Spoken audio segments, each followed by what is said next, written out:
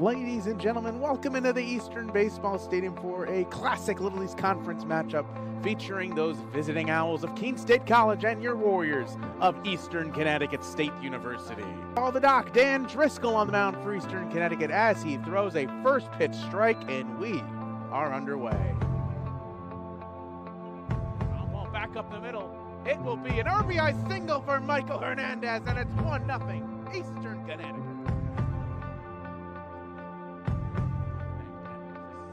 Chopper back to Floyd, sets, fires to first, it is not in time, throw to third, he is out. Three runners go, swing and a miss, strike three, throw into third, it's not handled.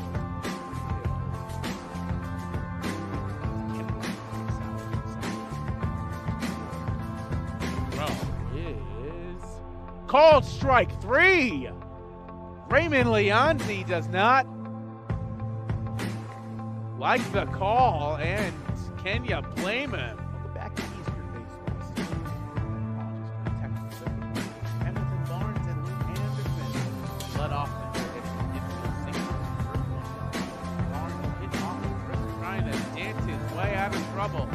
It's the ground ball. Cosmic Cruz trying to get there, and he will have no play. Another infield single for the Owls. 1-1. Ground ball, left side, base hit. One run in, another run is in, and it's a two-run single for Tommy Ehlers, and the Owls take the lead. The pitch from Driscoll is a swing and a miss for strike three, so yet another strikeout for Driscoll. Pitch is a fly ball to right. Barnes trying to find it in the sun, but it will be Anderson. What a catch by Luke Anderson. Did he go? He did. Strike three. The pitch from Floyd is a little pop-up to center field. Will it drop? It's off of the glove of Anderson.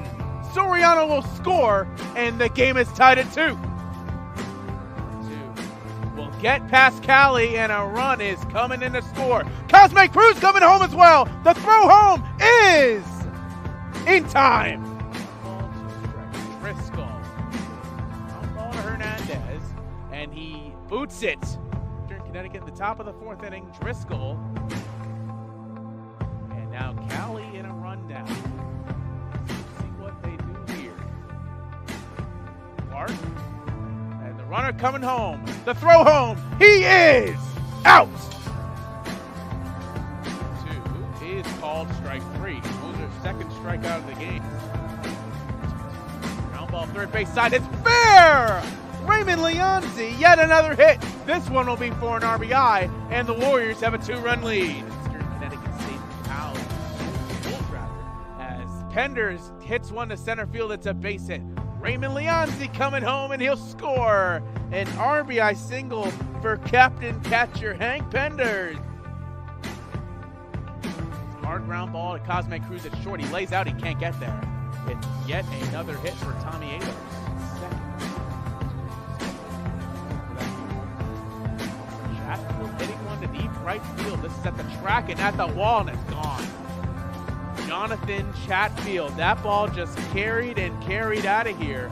His 5th homer of the season, and it's a 1-run game. It's 5-4. Clark gets the bunt down. Throw to first is in time. The ball's a strike. Pitch is a ground ball to second base. Anderson boots it. Throw to Chat. There's no throw. Ground ball right field. Base hit. Moser is in. Coach Oldenwalder stops Kimbler. That was a strike pitch.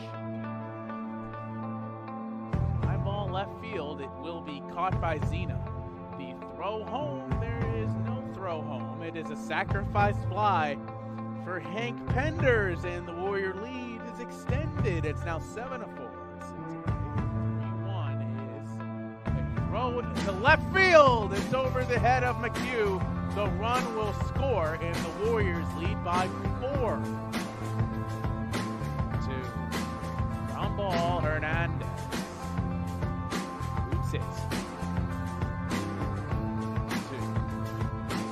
strike 3 to Ian Moser. He looks at ball 4. So run on Monday against Stevens. The 11-2 victory. This is a little dunker to left field. Zena, it's going to drop in front of him. The 3-1 is ball 4. So the bases will be loaded. Pitch is a ball hit well to right field. That's in the track at the wall.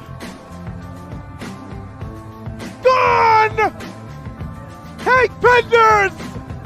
The Hungry Turtle did his jumping jack on that one! It's a grand slam! 4 runs are in! Unbelievable.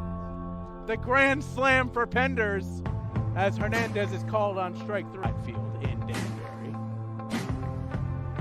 And pitches outside corner for strike 3. Is called strike 3. A good pitch on the inside part of the plate. Forte knew it. One away. Hard line drive, left field, base hit. Soriano in left field. On ball. Forte can't get there. It's a base hit. Rounding third. And Soriano can't handle it.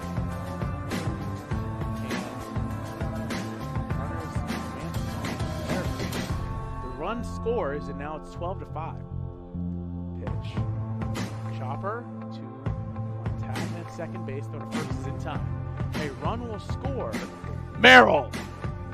Ground ball. Forte. Throw to first, but Clark can't pick it out.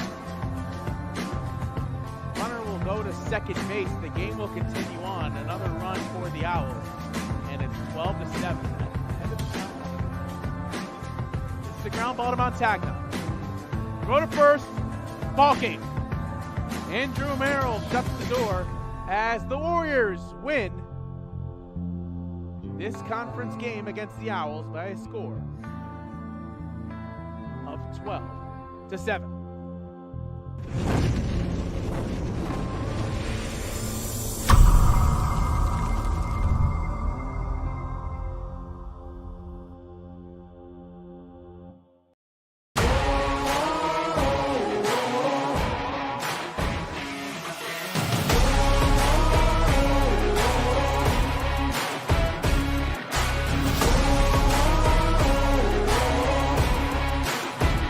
We are in a brand new state-of-the-art esports facility at Keene State College. 16 brand new PCs, broadcasting PC, coach PC, brand new equipment, headsets, mice, keyboards, custom desk pads. So it is a gamer's dream in here. This space, I love what they've done to it. I got to see it before it got renovated into what it is now. And it looks amazing. I look forward to coming here every day just to see the space and just play in this cool environment.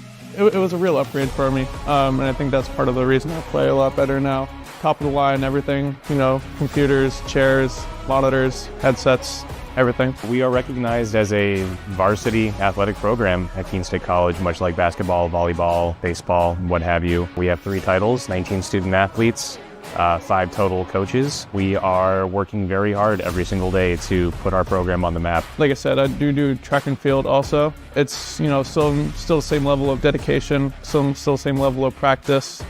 But it's not as active. However, it still requires a high level of skill and a high level of dedication, and giving it your all every night still applies regardless of both. The goal for the future of this program is onward and upward every single year. Esports, being the industry that it is, continues to grow itself, and so we have the opportunity to continue pushing Keene State esports onto the forefront. They're gonna underestimate us. We've been working on this. We've got our game now. We're gonna play our game, right?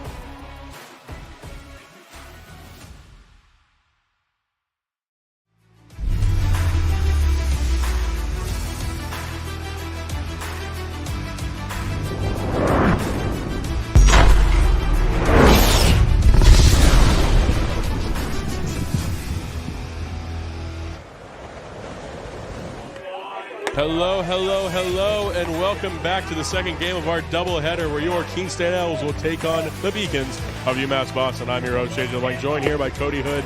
Cody, what did we just see in the first game? We saw a absolute walk fest is what we saw. The Owls managed to string several good singles, a couple doubles spread out here and there, but all together, the Owls were just very concentrated, focused in the batter's box, and just able to work the count. Yeah, I'll tell you what, throughout that game, too, and like you said, throughout the last game a lot, there was a lot of full counts that UMass-Boston had to go through. They ended up going through a lot of pitchers last game, and they've just kind of seemed to lose it throughout the rest of the game, and the game ended up being done by the 8th inning. Little mercy rule. Keene State shut them out 10-0 for a team that they hadn't beaten since 2014. I know. For them to do what they did last game, beat UMass-Boston 10-0 after like 11 years of losing to them, that is a statement right there in itself. Yeah, 10-0. Absolutely crazy. And we're just going to go ahead and get this game started. Starting out, Mariano Jimenez will start out, and we'll have Cam Thomas pitching for the Owls. First one, start out with a ball. And I had a chance to talk to Jay Zena yesterday about the pitchers that were coming up. And he told me stuff about Cam Thomas talked about. And we'll have first strike of the game as well. He has a good fastball, great location, also a good curveball changeup. So those are some things that if you're a fan of baseball, some stuff that you want to look for, notice out with the way Cam Thomas pitches. And we have 2-1.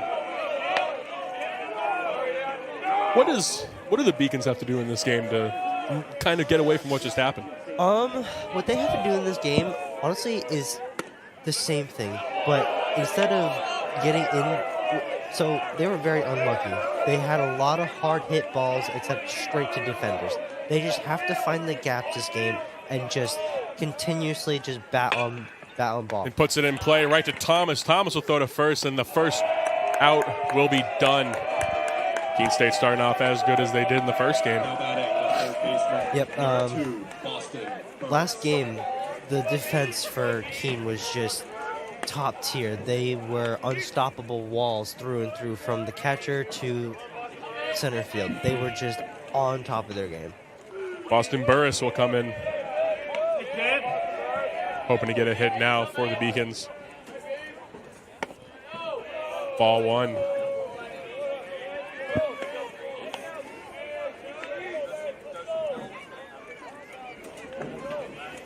The Owls hoping to come back from the first game, hoping to just continuously working on that energy from the previous game, just keep the runs coming, while Boston's going to be trying to just shut them down from inning 1 through inning 9, because they don't want to walk the batters as much, because that was their main struggle last game, was the walks, was the balls.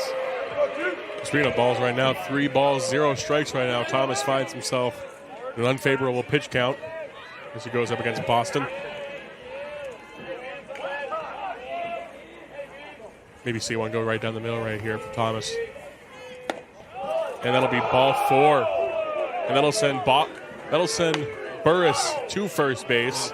First walk of the game. We have a runner on first. And Boston's already off to a good start. I don't think they got a runner on base till, what, the second or third inning? Yeah, it was something like that.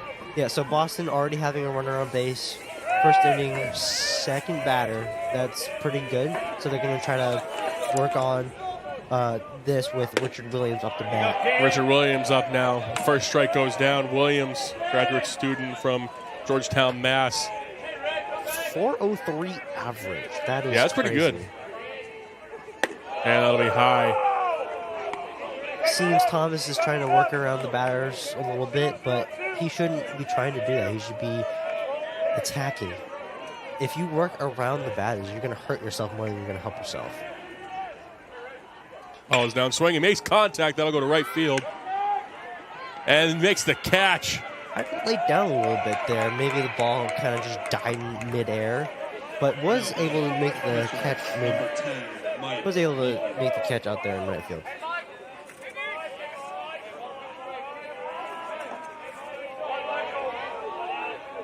I believe Miles Meagler is Meager. Sorry, Miles Meager. We just spent so much time saying these names, Cody. Well, our friend here wrote down his H as looks like an L a little bit. So yeah, you can never know. Shout out to Ryan Goodwin. You will be missed. I hope work treats you well today. Sadly, had to leave a little bit early. due to some unforeseen time skipping a little bit. And the pitch count right now is 1-1. 2 outs so far. Cam Thomas finds himself in a favorable situation. Only one guy on first base. And that'll be a little bit too high, making it a 2-1 count. Just a bit outside.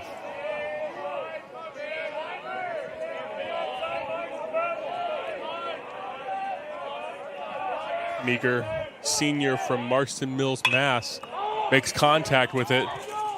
And then it'll go right to second base, and that'll be out. And that'll do it for the top of the first as Keene State will go in, try to get their bats ringing now. We'll be back shortly after these messages.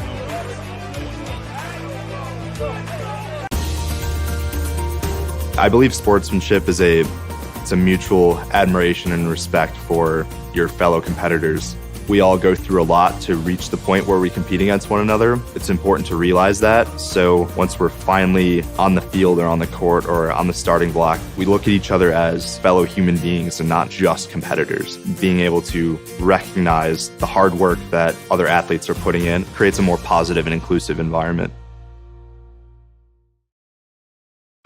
When we put this uniform on, we're preparing to serve our home state of New Hampshire.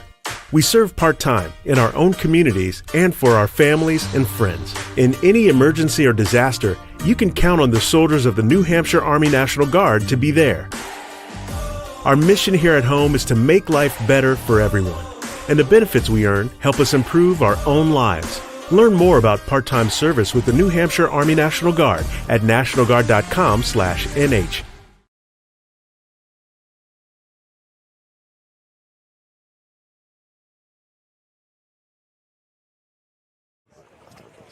And welcome back as we will get started shortly. Pitching right now, we're going to have Johnny Pagano he's a freshman from Attleboro, Mass. And we'll see what he can do on the mound. We saw a lot of pitchers last game, Cody. Oh, yeah, 4 pitches. Yeah, 4 pitchers. 4 pitchers. And 2 of them coming into very unfavorable situations. Their coach kind of left them out there to just kind of... Left them out there to dry a little bit. I didn't want to say it, but... I mean, you say it how it is. Curtis, second pitcher of the evening for UMass-Boston last game, coming into a very tough situation through mostly balls. And it's not that he was throwing poorly, maybe No. he was, but he was in a very tough spot. Well, that's tough, especially when you're coming in. There's a lot of stuff that's riding on that. And obviously it doesn't help. This is a team that they hadn't lost to in a really long time. So you have that going. You had Ehlers on second base who's kind of dancing up and down a little bit, trying to get in his head a little bit. But we will start with catcher Callie. Evan Callie.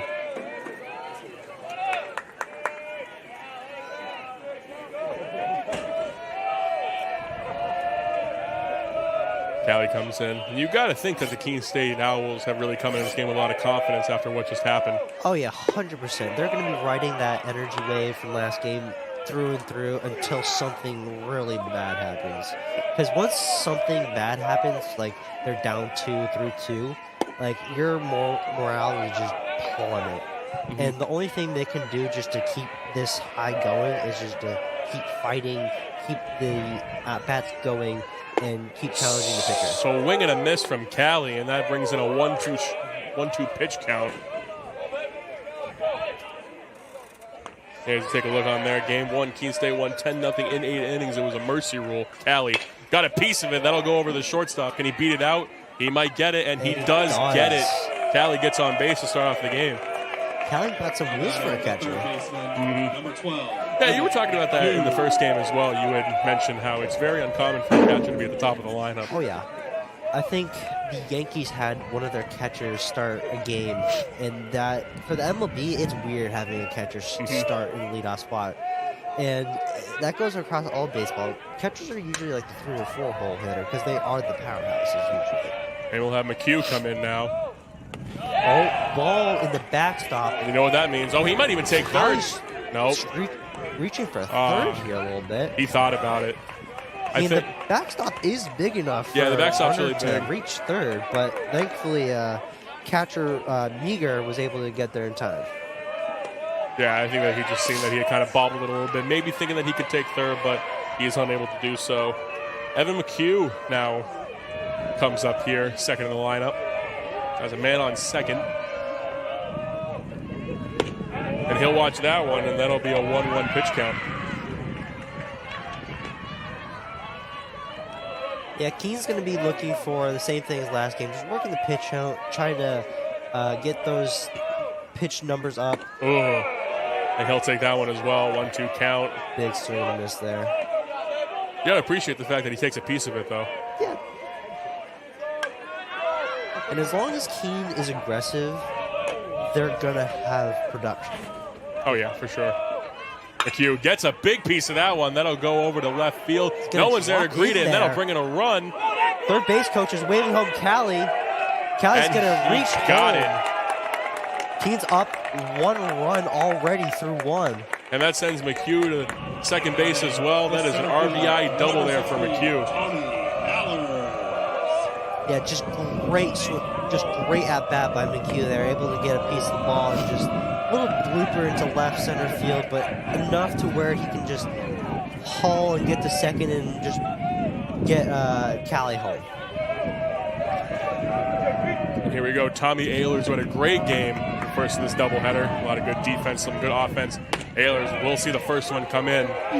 Strike one. Ehlers was very busy in center field last game. A lot of difficult plays. There was one ball that got over his shoulder, but was able to get it in time. Ehlers takes a big chunk of the second one, and that'll be a second strike.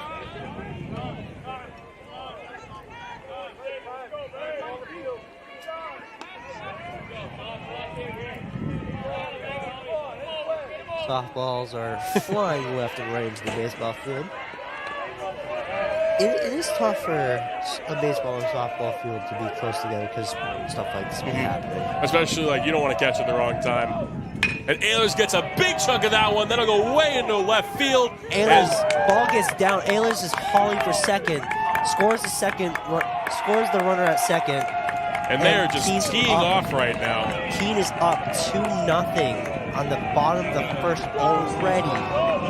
Keene, again, is riding off that energy wave from the first game and just pounding the pitchers here, just seeing beach balls. And now you have Chatfield, who already has 5 home runs on the season. He'll come in now. He'll try to clean it up as well. Got a man on second. No outs so far. And that'll be foul. What a beautiful hit from Ehlers. I thought that was going long, too. It was going left field, but I don't think it had the height for a home Yeah, run. that's also what I was thinking. It definitely had the power. If he got it up a little bit more, that thing might have been gone. But Keene's bats are more alive early on in this game than it was last game. Oh, yeah. Well, that's like you're just taking the momentum from the last game to be able to bring it into this one. Oh, yeah. Because both teams kind of started off a little shaky, start the game, but the defense of Keene early on really carried it as we have a 1-1 pitch count. And he'll see that one. That'll be strike 2. The problem is that if you're UMass-Boston, you really don't want to get down early where you might have to make a pitching change by like 3rd or 4th inning because you're running out a little bit. Yeah, you're gonna try to keep your pitchers in as long as possible. Try to keep those. That'll be a foul. Try to keep those 4-pitcher games least possible. Oh yeah. Because if you are pitching 4 pitchers a game, their arms are gonna be dead. Mm-hmm. You're gonna hurt your pitchers, and you're gonna run out of bullpen. It's a long season, especially in a doubleheader like this, like in a game that you went through 4 pitchers and ended up being a mercy rule. That's got to be tough. Yeah. And and he got that one a little bit. That'll be strike 3, and that'll be the first out of the inning for the Owls. So they're still in very good shape. Got a runner on second. You got Shea Zena coming up now. Zena. Talked about it a little bit last game. Didn't really get the bat of the ball as much as he maybe would have liked to, but he made a couple of good cuts, and he ended up getting on base a couple of times, ended up working the pitcher. First one comes in, and he'll see that one. That'll be ball 1. Yeah, it seems like Zena's very good at just working the count a little bit.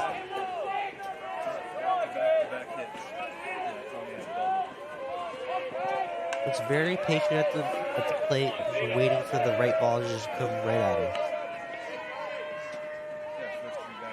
And Zena will take a piece of that one. That'll be a strike for the foul ball.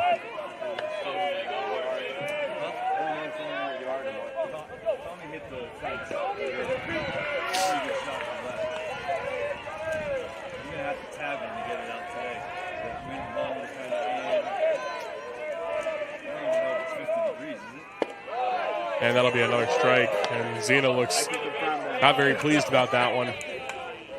And the only thing you can do about that is just accept it, say, hey, that's my bad. I thought it was going to be outside. But a softball comes onto the field. Yeah, you see it, you say, oh, I don't know what to do about that one. So what you do, get back up there and just try to protect. I thought you were talking about like how they react to seeing softballs. I was like, it's not that deep, Cody. I mean... And that'll be strike 3 looking, unfortunately for Zena, and he'll go back to the dugout. Now batting the right fielder, number 5, Ethan Reyna. And we got Reyna coming in now. Reyna also very busy last game in right field.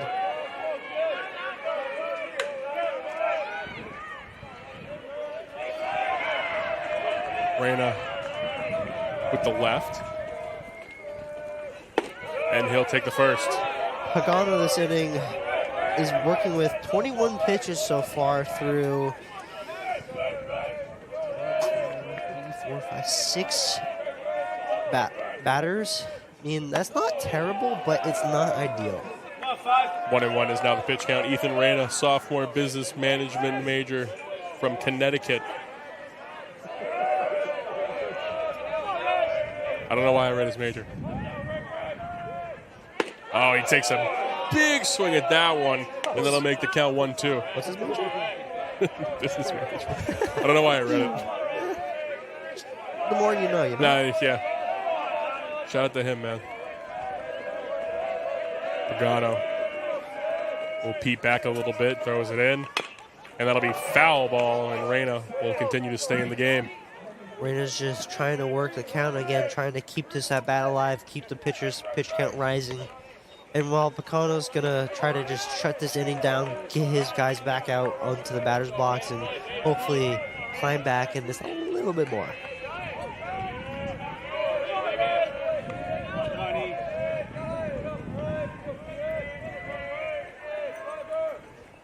And Reyna still working the count. Another foul. Reyna, good at bat so far. 2 foul offs, working the pitch count. Reyna 300 average going into this game. Pagano with the 2-1. Going to try to get himself out of this inning. Oh, I got a piece of that one, but that'll go right to the second baseman, and that'll be out, and that'll take us to the end of the first quarter. Keene State now leads this one 2-0 going into the second inning. We'll be back after these messages.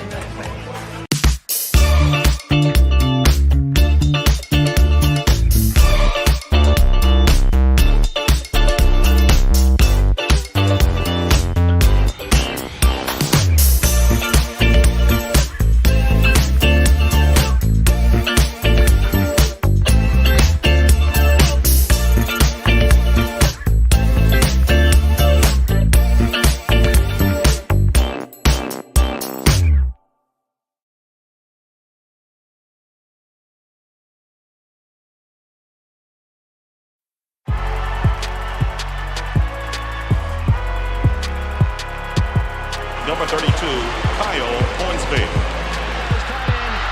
Inside the 30. Touchdown.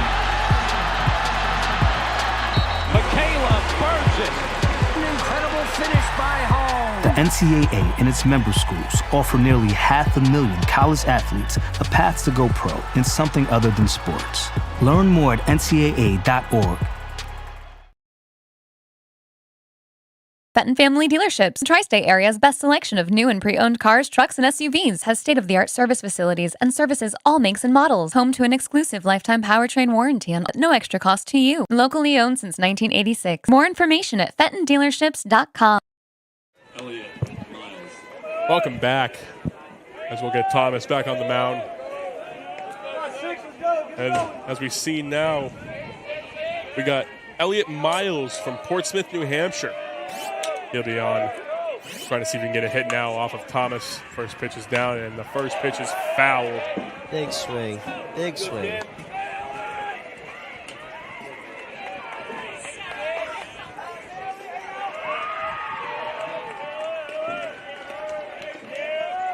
Thomas tosses.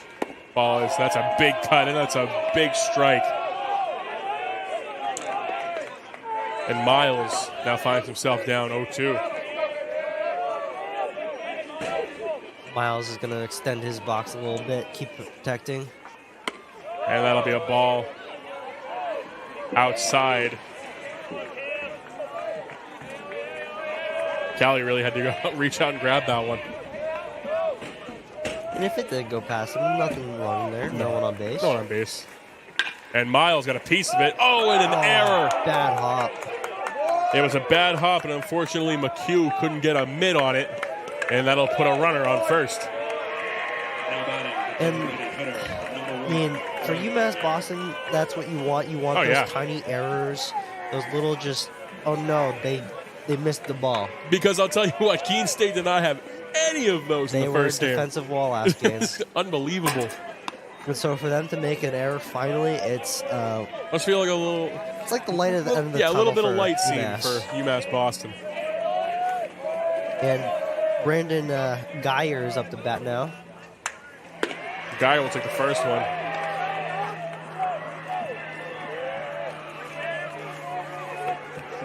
Geyer from Rocky Hill, Connecticut. Sophomore. And that'll send a runner to second. A little bit of a wild pitch. A little bit in the dirt, jump up more than Callie could handle, but was able to just limit the damage just to allow the runner to move to second. Count is now 1-1. Top of the second. Geyer looks for a big swing here. And that'll be a ball. That was interesting. Okay. I mean, Geyer will take it, but 2 balls, 1 strike. The Beacons looking to get on the board for the first time all games today, and that'll be a strike. Yeah, Beacon's really looking forward to bouncing back from last game, recovering, because that 10-0 loss, that really hurts. Thomas lines it up, puts in the middle, and that is strike. Good pitch. Geyer did not like that whatsoever. And Geyer strike out. Heard some few words with the home plate umpire. And that'll bring in Jacob Levine. He had a pretty big hit last game. Was able to bring in his own double. Almost looked like it was about to leave the park. Graduate student from Easton, Mass. 6'5". And that'll be on the outside. Just a bit outside. Levine coming into this game with a 295 average, very respectable. Higher than most, but with this team, that's about average so far. Levine will take a look at that one and make the pitch count now 1-1. UMass-Boston's averages are very impressive. Being very high, it's something. You don't see that very often, JJ. No, not at all. Especially now because they didn't even get any runs last game. Our averages are just so high, but we just have yet to really see anything. And so we humbled them a little bit, is what you're saying. It's not even that. You can just take a look at the way that the Keene State defense played last game and say that was just unbelievable. But you can't rely on that all the time. No. Cam Thomas is going to have to do a really good job just kind of reaching into his bag, trying to get some tricks out, trying to get out of the second inning because you already have a guy on second. Yeah, your goal is just to pop something up, maybe advance the runner a little bit, or get a little dribbler. And that'll be another ball. 3-1 count to Levine right now. Thomas is maybe working around Levine. A little bit scared of what could happen if the bat does meet the barrel. Bat meet the barrel. Ball meet the barrel. Yeah, ball meets the barrel.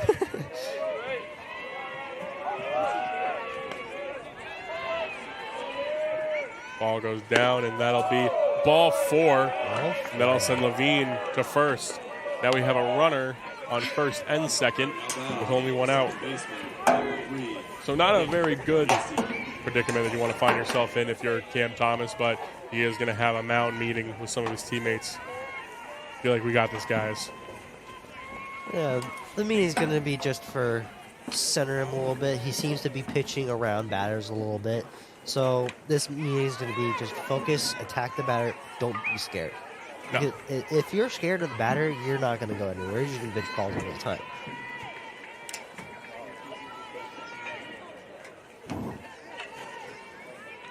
Nick Farnassi is going to be coming up to the plate right after this little pitching meeting. Farnassi, 267 average. So a little bit on the lower end of his team, but still a very respectable effort.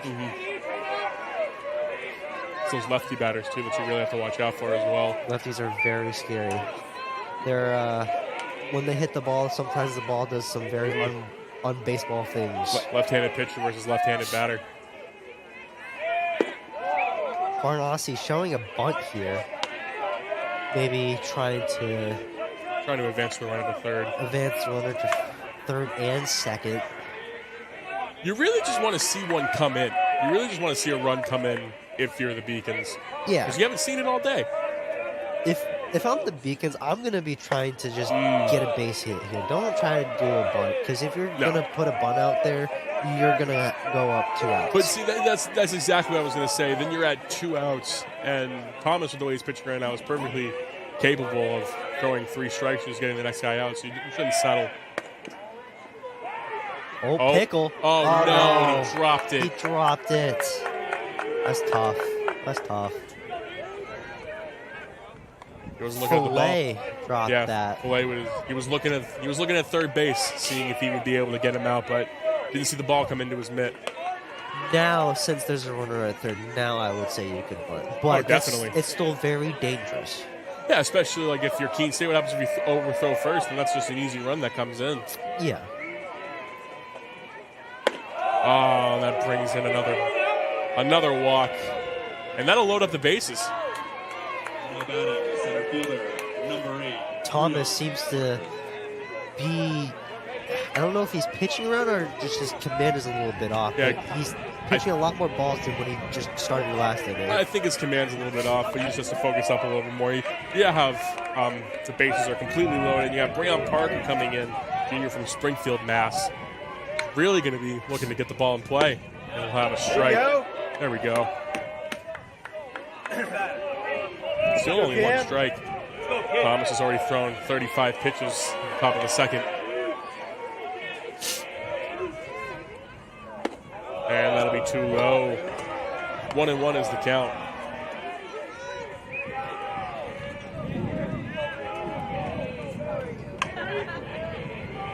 Bases loaded for Thomas. A little bit of a stressful situation here.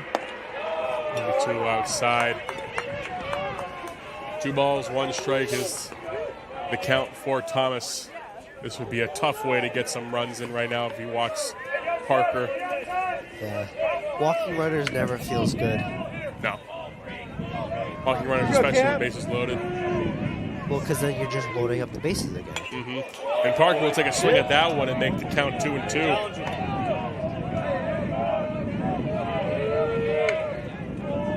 Thomas still has an opportunity to get out of this batter. He very still does. So I would say if I was Thomas, maybe a high and in fastball or a lower weight changeup. Let's see him. Oh, pop and up. That'll be a center. pop up. Oh, shortstop Filet calling it, gets the out. And that is perfect because no runs scored there as well. Yeah. Keep everyone on base. Keep the hope of getting out of this uninjured. Yeah, no. Yeah, exactly. You don't want to. I wouldn't want to see anybody reach home for the Beacons. And we'll see now. Especially for Thomas, if he's able to get out of this predicament he put himself in, that's going to be a very big motivation boost for him. Jimenez back up. Back to the top of the order. I don't know there, huh? Yeah, that was close. Maybe it was a little bit inside, but just a little bit. Jimenez does get a piece of that one. It'll be a 1-1 count. Big foul off for Jimenez. Menace 0-1. 1-1. 0-1. Oh, I thought you were talking about the pitch count. I was like, oh boy. Got a piece of that one. No. And that'll go way out. Shea Zena under Shea the ball. Zena Gets the ball. able to Owls get are it. out of the inning. And that'll take us to the end of the top of the second. The score is still 2-0 in favor of Keene State. We'll be back shortly.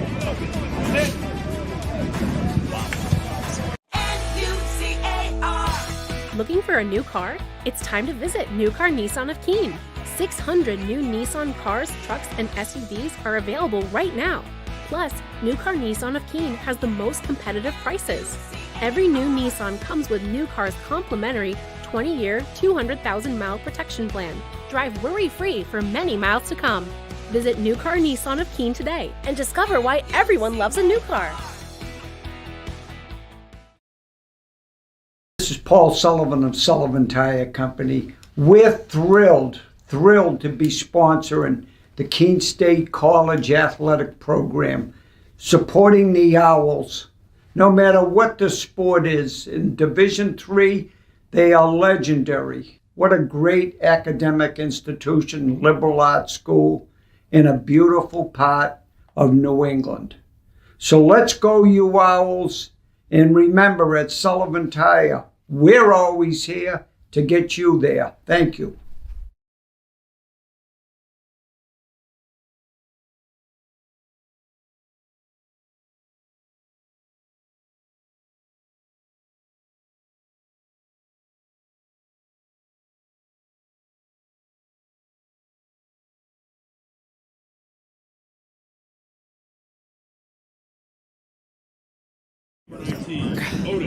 My nose doesn't work. Welcome back to the start, the bottom of the second,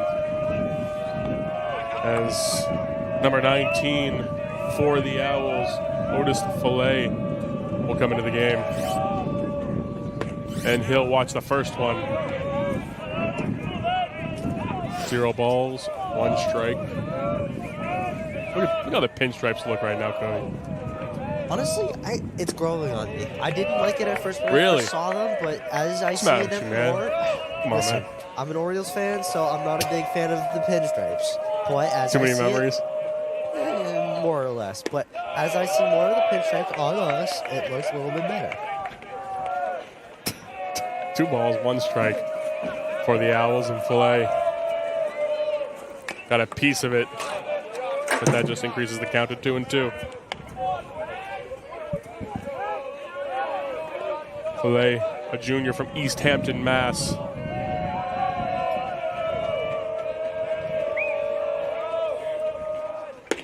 And that'll be strike 3 looking, and Fillet will hit the showers. The showers. The designated hitter, number 10, Alec Verano. Come on, Alex, stay hot.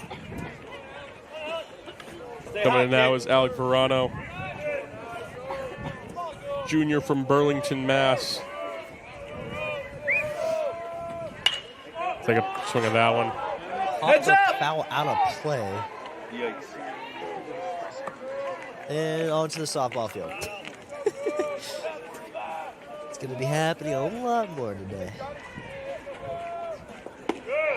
And Verano. Take strike 2. Look at that one. Count is now 0-2.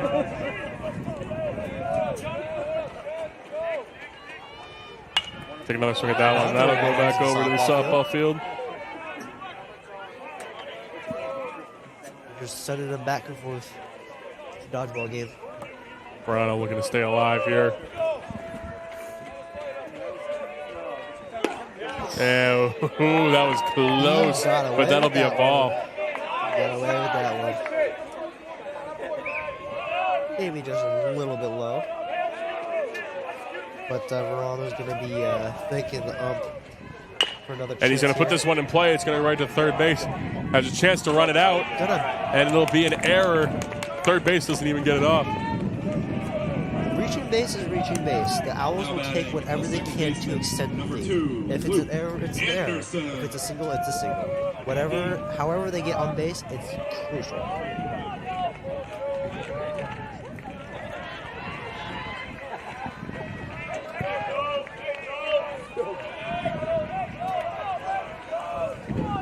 And up to bat now is Anderson.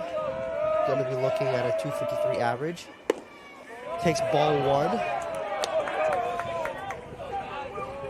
Anderson right now, sophomore from Bishop Gurdon,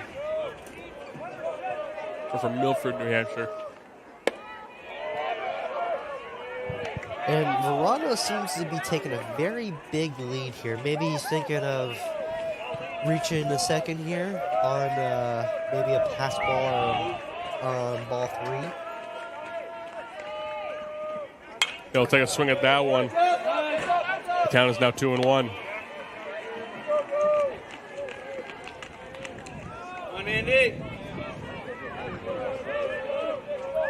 Anderson batting 253 this season. And he gets a piece of that one, and that'll go to second. Going to try to turn the double play, and they do. That's a bummer. And that'll get him out of the inning. But the score is still 2-0. Keene State will come and try to play some defense against the Beacons. We'll be back shortly. College sports fans, get ready for game day with officially licensed merchandise from the NCAA official online shop, ncaa.com/shop. Get the whole family geared up with the best collection of apparel and accessories, including t-shirts, sweatshirts, headwear, championship gear, and more. Visit the NCAA shop for today's special offer and rep your favorite team now. Only at ncaa.com/shop.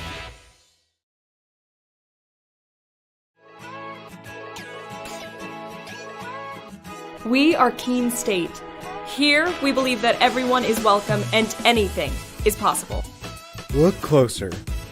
We are a tight-knit community, an inclusive community, where people can be their true selves. Bring your ability, background, culture, or traditions, whatever makes you you. You already have what it takes. Welcome to Keene State.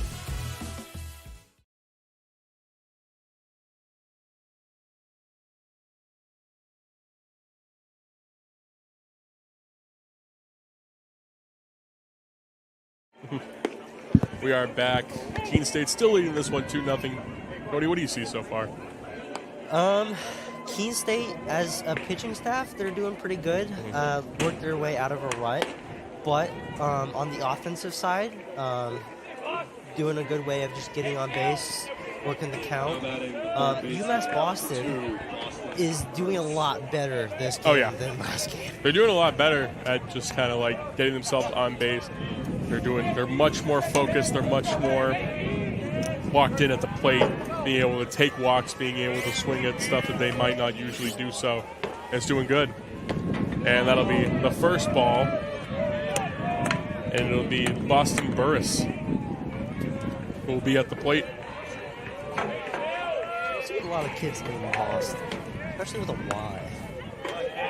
They knew. He's not even from Boston. He's from Texas. He just goes to Boston. I guess it was meant to be. And that'll be a big cut. That'll go right to center field. Ehlers cleans it up. That'll be the first out. And the trend will just keep continuing for Boston. They're just solid contact all around. They're just hitting it straight to the defense. And especially for the outfield. Outfield's working double overtime getting to these balls. Oh, yeah.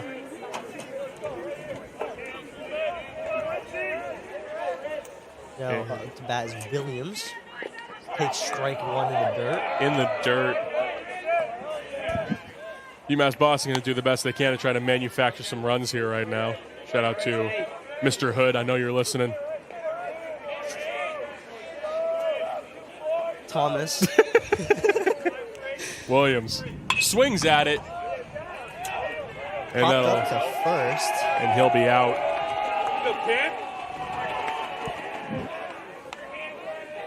Thomas, so far, doing a good job just keeping the strike zone alive this game in this inning.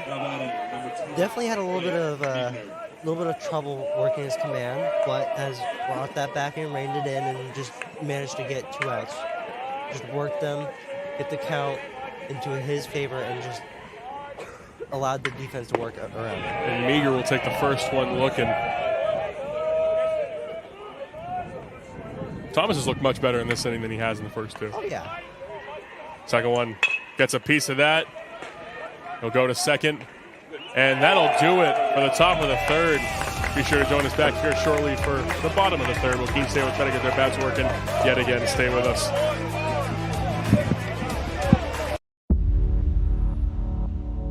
To them, the whole world looks like an opportunity, one to be seized, built upon, and made better for their sport and the people around it. To student athletes, every opportunity is a chance to change what could be and show the world what opportunity can do. Fenton Family Dealerships, Tri-State Area's best selection of new and pre-owned cars, trucks, and SUVs, has state-of-the-art service facilities and services all makes and models. Home to an exclusive lifetime powertrain warranty at no extra cost to you. Locally owned since 1986. More information at fentondealerships.com.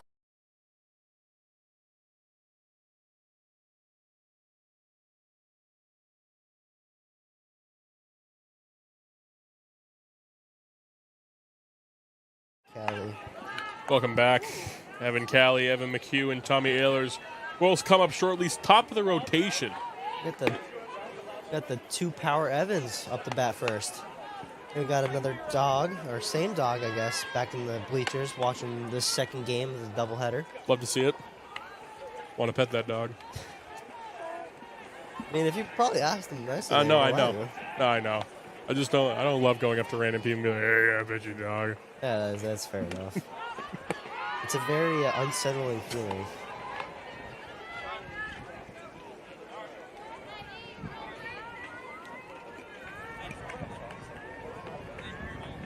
And Boston's just gonna keep trying to keep this game as close as possible. How would you grade how Pagano has been throughout the game so far? The catcher, number 11, Evan I would grade him B. B? Yeah, he's done his job. He's done pretty good, only allowing 2 hits, or not 2 hits, 2 runs on 4 hits. However, he still does have a lot to work with, so there is still more for us to see. And Callie will see the first one, and that'll be a ball. 1 ball, no strikes. And that'll be a strike.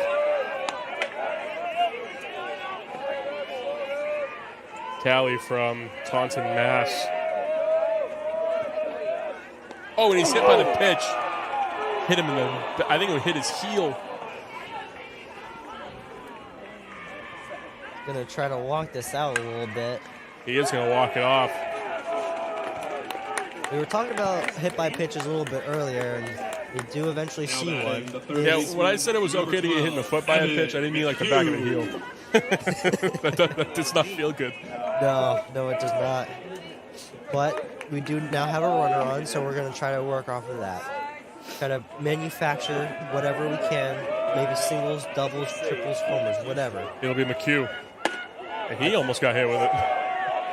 Seems like Pagano likes working inside a little bit. Mm-hmm. I think that's just kind of what what the team is kind of giving him. Keene State really chasing on the outside, really getting some hits out there. Going to try to probably switch to more of an inside pitch. Maybe Pagano's trying to work off, make Keene State just back off the plate a little bit. Mm-hmm. And McHugh does show the bunt, but it still stays a 2-0 count. You think he's going to show nothing? Maybe.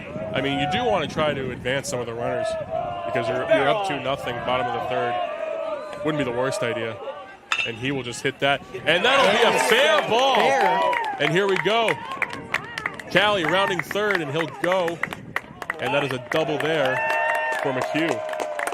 Wonderful hitting by McHugh there, just working off that third base line, able to just keep it fair and long, just straight past the third base line. Now you got to be a little bit scared right now because you're bringing Tommy Ehlers with a guy on second and third. We know that Ehlers can hit it long. Yeah, Pagano is in a very sticky situation again for UMass-Boston. They've put themselves in a lot of trouble these past 2 games. What a hit for McHugh, by the way, just being able to get it right on the line. That was impressive, being able to keep the ball in play for that long just to keep it fair. It's also impressive for Boston to get it in as soon as possible. Still no outs. Yeah, it's true. They really had to run for that ball. They easily could have sent Cali home. Pagano sets it up. Oh, it's going to send him home. Cali, he goes home and he gets the run. And it also advances McHugh to third. And that makes it a 3-0 lead for the Owls. And UMass-Boston just, unlike last game, just not able to do as well defensively. No. Especially at home play, they've let a couple of them go. Last game, UMass-Boston was amazing at home plate. And so far, we've only seen one bad ball, but that's one more than last game. We've seen a couple. Some runners who have been able to advance. Ehlers gets a piece of that one. Pops up behind home plate, but catcher doesn't have any play here.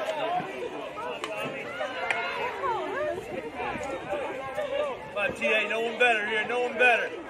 Yeah, you think Meager's getting a little bit tired? Because he was able to stop them a lot in the first game, but in the second game... I think that does have something to do with it. Yeah, a little bit of fatigue. Because that catcher position is not fun to hold. It hurts the legs a lot.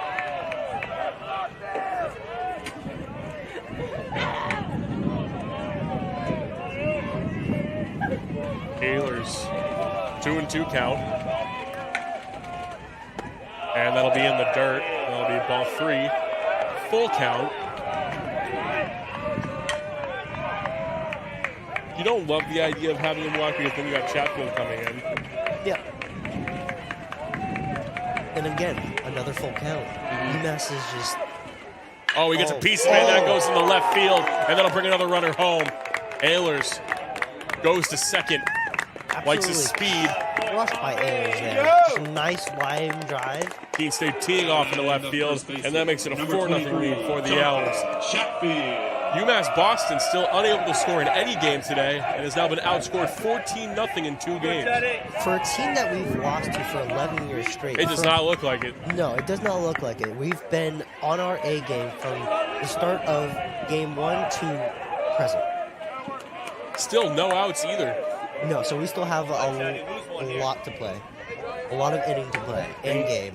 This will bring up Chatfield. Oh, he'll take a big swing on that one. I think Chatfield was expecting maybe a higher changeup. Yeah, he kind of... And then he sat on it a little bit and dropped at the last second. It takes one, Chatty.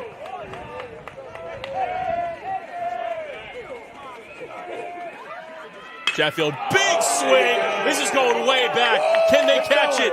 And that'll be in the outfield. It'll be off the wall. Chatfield is going to second. Go to second. And then Ehlers goes home. And the Owls are up 5-0 on the bottom of the third. Owls are just pummeling UMass-Boston. What a hit. Seeing beach balls. And that'll bring Shea Zena up to the plate now with a runner on second, 5-0 lead at the bottom of the third. And the Owls playing amazing baseball right now. Zena's going to try to keep working off this energy, manufacture another run across home plate with maybe something. But before that happens, UMass is going to make a pep talk to Pagano here. Motioning towards the bullpen yet. No motion. I think they're going to allow him to pitch a little bit more, see if he can work his way out of this. But the Owls still have no outs on them. No outs for this right now is not good. Because you don't... You would hate it to be able to come all the way up here on a Friday. It's kind of bad out with the way that the weather is. You would hate to have, like, 2 full games where, like, you didn't score. And, like, you'd hate to have another mercy rule maybe. I'm not trying to make anything out too far yet, but... With the way that this game is going right now, it's tough. You don't want to get shown up. You don't want your guys to get shown up. Plus, it is cold. It is cloudy. It is subpar weather. And if you're UMass, it's demoralizing because you've beaten this team for 11 years straight, and for this. And UMass-Boston coming into this game, they were 6-1 in the LEC. If they lose this game, then that'll bring them to 6-3. And coming into this game, they were also 17-8. They lose both games today. It'll bring them into double-digit losses. Zena was told he went there. Yeah, I was looking at the team records. Do you think he swung at it? I don't know, but from home plate, since the umpire isn't on first base line, I can go either way. Zena, 0-2 pitch count.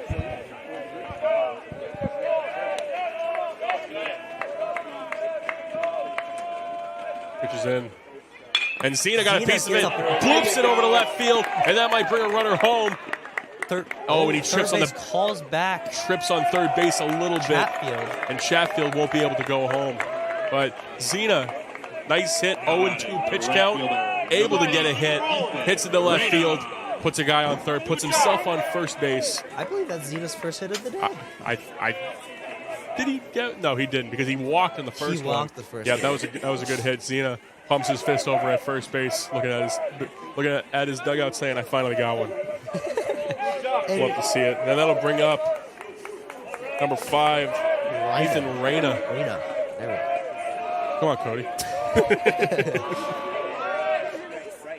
Reyna gets another piece of it. That'll go to second.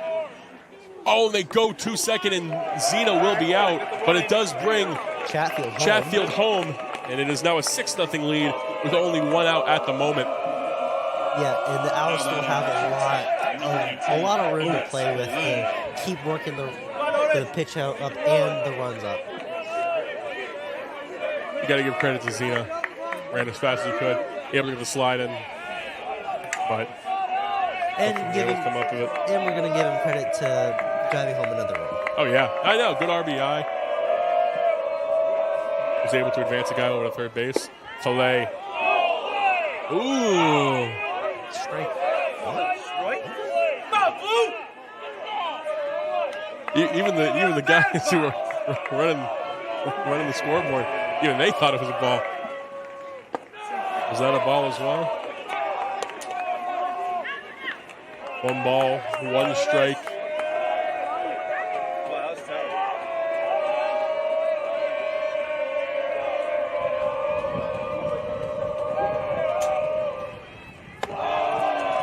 Two balls, 1 strike is the count. A little bit of a blooper right there. Kind of a lob more than a pitch. Could that be a sign that Pagano's tiring up a little bit? Maybe it's time to sub him out? If he gives up another run, I think he might. Another strike. The count's now 2-2. He's already at 62 pitches. Yeah, I would say within maybe, if he gets out of this inning, he would be subbed out. Mm-hmm. Well, it depends on if another runner comes home. True. And now they got another piece of it. This could be a double play. Out at second, and he's out at first, and that'll bring an end to the 3rd inning. We will be back shortly for the top of the 4th after these messages. I pledge. I am an NCAA student athlete. And I pledge to be a champion of unity on my team, on my campus, and in my community. I pledge to embrace differences and strive for inclusion and collaboration. I pledge to stand against racism, hate, and discrimination. I pledge to strive for love, care, and forgiveness.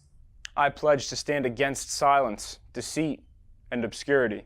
I pledge to strive for dialogue, truth, and understanding.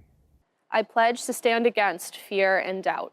I pledge to strive for trust and belief in one another. I pledge to stand against complacency and stagnancy. I pledge to strive for change and growth. I commit to supporting my fellow student athletes in all circumstances that impact them. I commit to both choosing unity personally and encouraging it for all. I pledge these things because we are stronger together. United as one.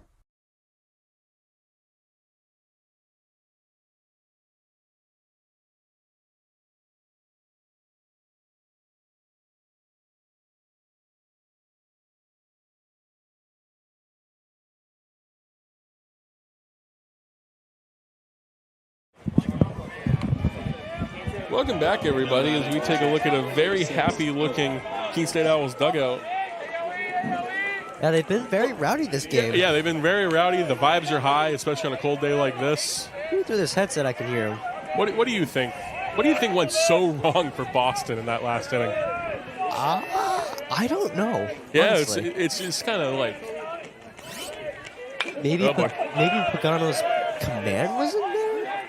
Maybe a bit of unluck, or not unluck. Maybe the bad lack luck. of luck. Lack of luck. Maybe the unluck. Elliot Miles will be.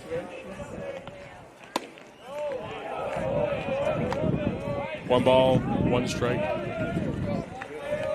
And Thomas working with 51 pitches in top of 4, which isn't terrible. No. That'll be 2 balls with 1 strike right now for Thomas.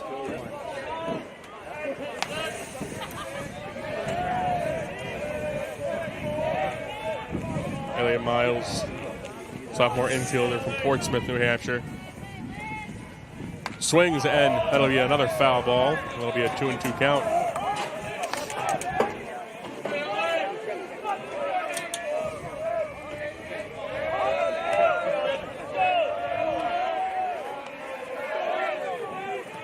Miles is going to extend his plate a little bit. Ooh. Way to wear it, huh? That was a line drive off the dirt into the stomach. Right in the tum-tum for the home plate ump. The tum-tum? Takes it like a man. That's the spot you probably want to get hit. Just a little bit extra. I mean, I would love to get hit by anything. Home plate. That is Michael Borghi. Especially if it's like off the bat. And that is strike 3. Swing and a miss. And that'll retire the first one. Good pitch by Thomas there. Just heater straight past Miles. Miles unable to catch up to it. And Al's with 1 out. At least he did swing at it. And that'll bring in Brandon Geyer. Sophomore from Rocky Hill, Connecticut. And that'll be a ball. Ooh, and that'll be a strike. Maybe there was a little bit of late acting there. I mean, maybe he was just trying to sell it. Yeah, maybe he was just trying to sell it.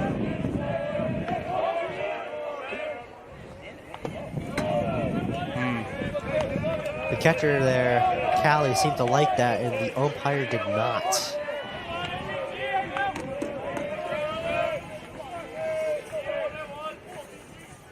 And that'll be a swing. Ball will be up in the air, right to first base. And that is going to be another out. Chatfield with the easy pop-up out at first. Now batting first baseman, 28, And so far, this game's going the way of the Owls. Just, you got to think, like, what has gone so wrong for the Beacons? Maybe they woke up a little bit left of center today? I mean, okay, that was funny. Good job. Levine. Big swing and a big miss. Wow. Oh, maybe it be one of those days where, like, you wake up, you're like, I'm ready for baseball, and you get to the field, and it just not clicking. I mean, I guess so.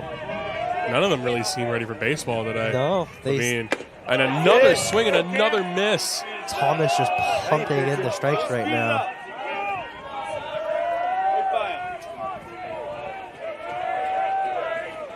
Levine, we've already seen him get some hits in the first game as well. Levine, and that is going to be a foul. Off himself. Oh no, Thomas the past 2 innings has gotten he's better. like fantastic. He's got to wake up a little bit. Still pitching a shutout right now. Yeah.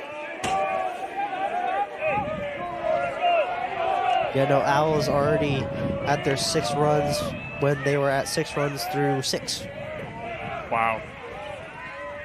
There you go. Oh my God. The dugout. And that is a ball.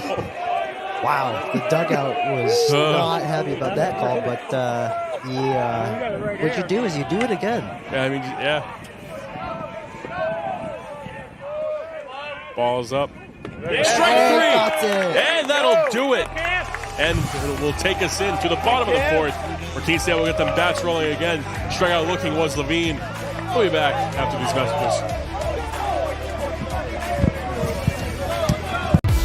Ignite your athletes. Empower your coaches. Rally your community. Support every team with one solution with the Huddle Athletic Department Package. You put all your school's coaching tools under one roof. From recording to analyzing to sharing, with your Huddle AD package, you cover every angle. Equal access means equal opportunity, and equal opportunity means full potential. Let's take your department to the next level.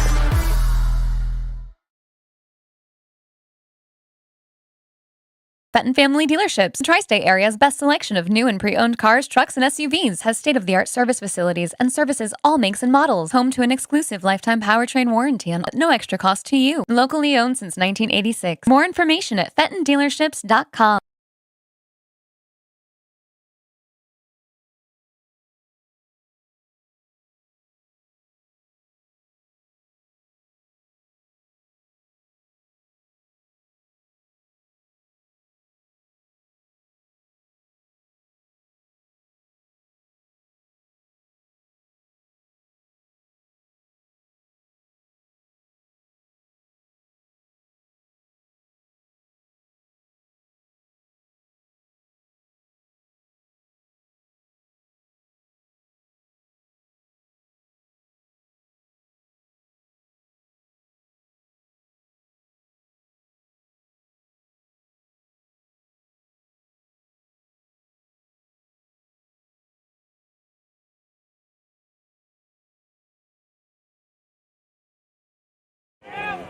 Welcome back, and we will have a pitching change. It'll be Tristan Champa coming in now. Senior right-handed pitcher from Wilmington, Mass. Used to play at St. Bonaventure University.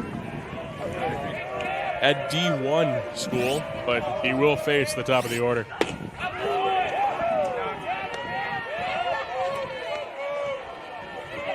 And Champa's job here is just to try to limit the damage that Keene has already caused here, try to seal up the wound.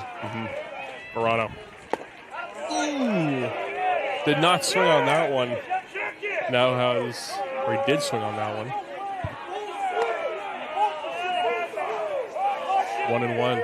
UMass-Boston's dugout is not liking what the ump is doing. No, they're definitely frustrated too with the way stuff has gone today. Champa will stare down. And that'll be another ball.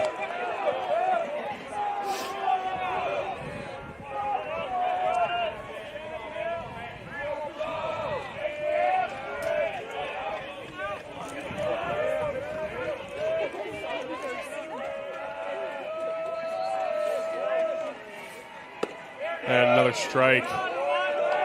2-2 count.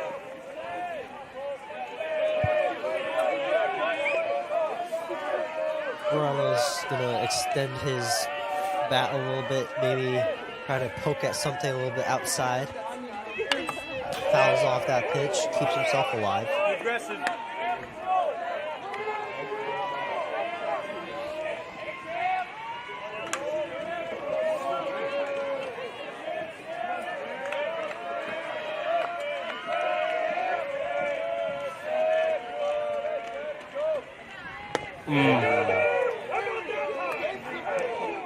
And that'll be an out for Verano. And Beacons are chirping a little bit. Yeah, Beacons, they're not happy. Beacons are a little bit lively down there. Luke Anderson comes into the game now. From Milford, New Hampshire. Anderson is 0-1 for the game.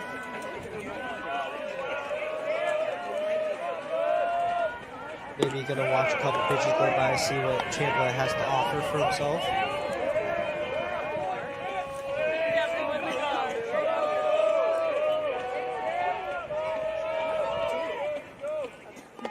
That'll be in the dirt. 1-1 pitch count.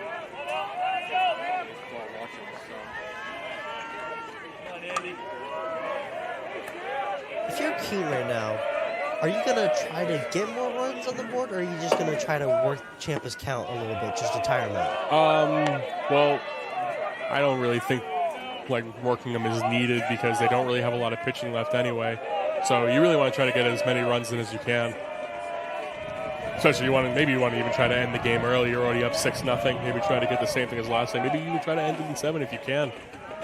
Anderson, big hit. That'll go over the top of Ciampa, and that'll be a vicious single for Anderson. Anderson, great at bat there, seeing what Ciampa has to offer, and just line drive straight down the middle. And that'll bring in the top of the order, Evan Cali, coming back in now.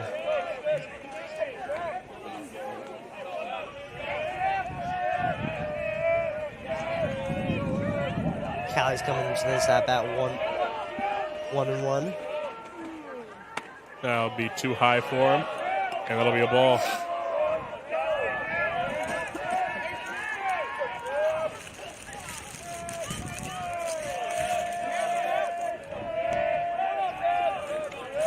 Ciampa looking down at Cali. Cali will take another one. That one is too high as well. Still only one out for the Owls. Seems like Ciampa's slowing down the tempo of the game a little bit, working to see what he has. Because that last game was very quick. Yeah, it was very quick. This game also already at the bottom of the 4th, so this game is also going pretty fast as well.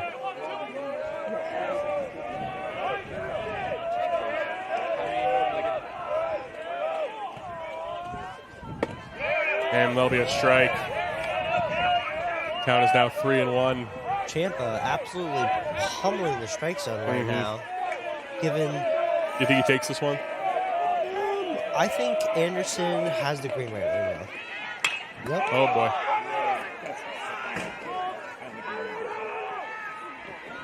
And that'll be too much outside. That'll be fouled off. Morris couldn't get to that in time because it was in the foul zone. Yeah.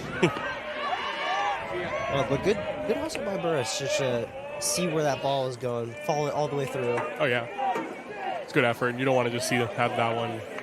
You just don't want to see it go out. No, you're gonna want to follow that ball all the way through.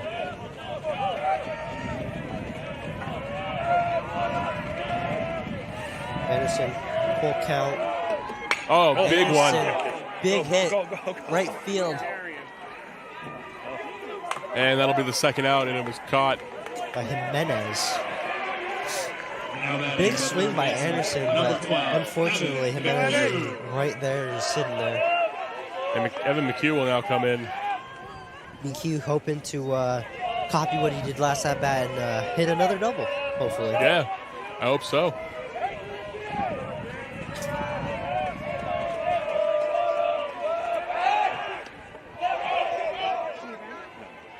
A little bit of a runaway throwback. Thankfully, Anderson wasn't going to go anywhere from UMass-Boston.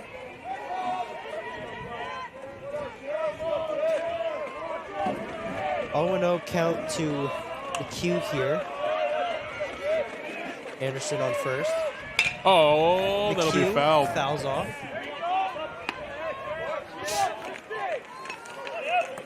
Zero balls, 1 strike. Evan McHugh. He does look comfortable. He looks ready. Looks focused, locked in. Ball's in. And that'll be a strike.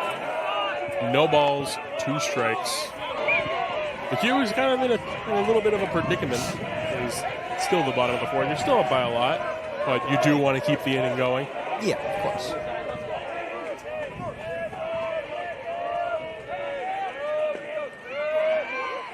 Oh, I got a piece of it, but it will be fouled. And McHugh's going to be trigger happy right here. He's going to be ready and raring to go no matter what. And he's going to wait till the last possible second. I think Ciampa is going to throw a outside off-speed pitch. How sure are you about that? Not very quiet. I have just fortune-telling knowledge. Yes. Ciampa will stare it down. McHugh in the box.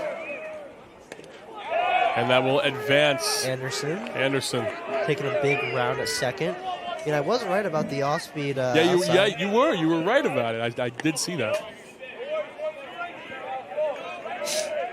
And I believe Ciampa is now going to go with a high high fastball. High fastball. I like it. Gonna change the eye level a little bit, change the speed at the same time.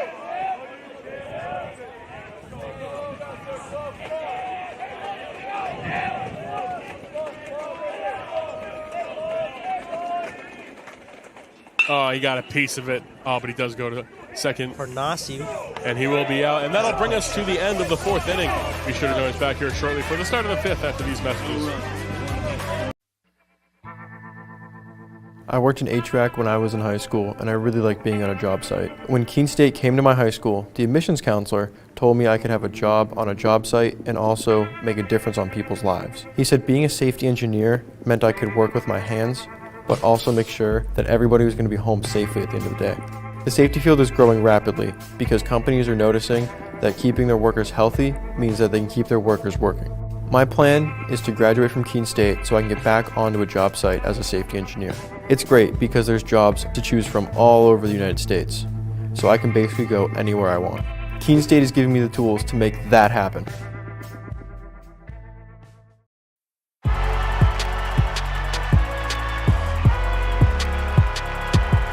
Number 32, Kyle Hornsby.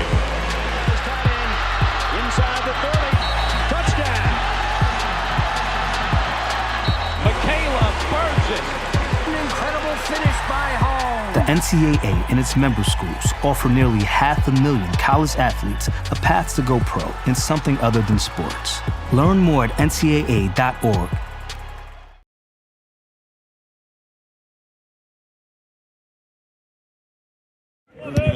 Welcome back. As we take a look at the American flag. What a beautiful sight. Keene State. Get ready to play some defense. It'll be interesting to see if we can get some runs for the Beacons. Nick Farnacki come into the game now. Might make the game a little bit interesting, but Keene's first strike. Keene's looking to keep the shutout of both games going. Mm-hmm. And if they can shut out UMass-Boston for both games, that would be a big win. Be a good team morale booster. Oh, big morale booster. Thomas will throw that over his head.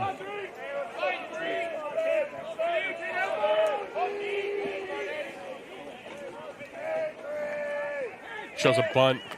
Shows a bunt and hits the umpire. That was a bit of a messy bunt attempt right there. I do believe he's going to show it again, however, though.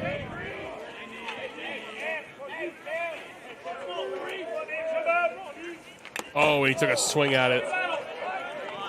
So for now, 2-2. Not going to bunt again. Oh. Yeah. They've been doing a lot less of that. They show the bunts and then they just kind of go for the swings. Yeah, they do like... They try to fake them out. They do like one or two and then just...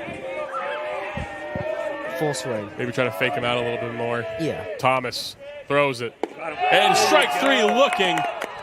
Good pitch by Thomas right there. Maybe. Wow. Maybe Farnacki was looking for something outside, so he's not swinging, and then Thomas just punched it right inside. Just nothing can seem to go right for this Beacons team. Beacons just off their A game right now.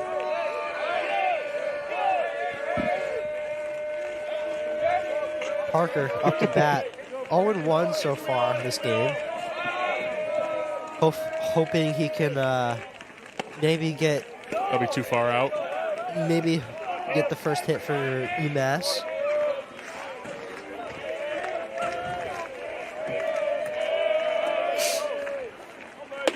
Ooh, that'll be a little bit too high up. Yeah, UMass-Boston this game, for both games, has just been not... The power is there. Ooh, another strike looking. Their mentality isn't there. They're just attack the strike zone mentality is just not there. No. They don't seem that focused. No. Which is very tough. That'll be too high up. It seems like 3-1. It seems like they're waiting for charity from the umpire. That's what I'm saying. It just seems like they're kind of just waiting to be kind of given an out. Maybe just like hoping to get something where they can just see a run go in and maybe they think they can rally. And that'll be a foul ball, 3-2. Parker, a little blooper.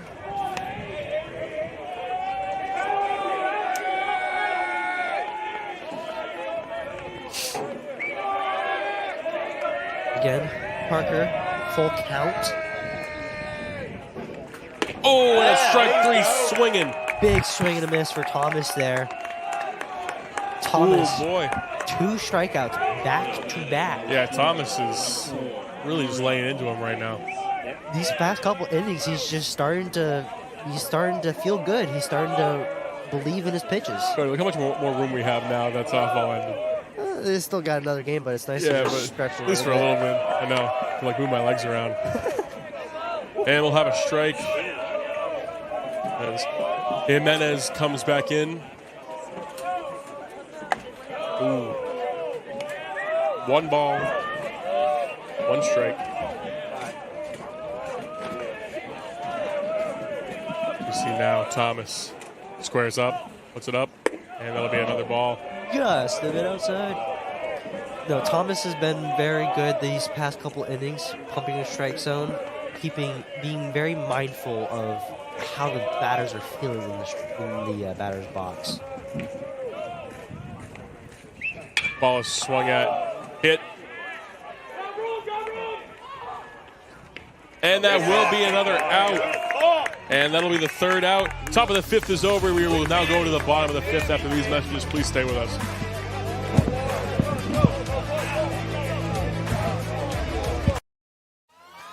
All right, pay attention. Welcome to Fandom 101. We'll cover the tools of the trade from foam fingers in the wave to the super secret wave. How's that for a course description? Lesson 1, your game starts long before the opening whistle, so arrive prepared. 2, if something piques your interest, raise your hand. And 3, work in groups. NCAA championships, attendance is encouraged, passion is mandatory. Get your seats today at ncaa.com/tickets. Class dismissed. Welcome to Hurt Skirt or Just Hurt. Our first contestant is suffering from knee pain from a recent running incident. What do we think, audience? Hurt Skirt or Just Hurt? Why not try Hurt Skirt? Make your recovery hassle-free with Hurt Skirt, a patent-pending, stretch-to-fit, hot-cold therapeutic sleeve, proven to stay cold longer and still remain completely mobile. Drop the ice, skirt the hurt.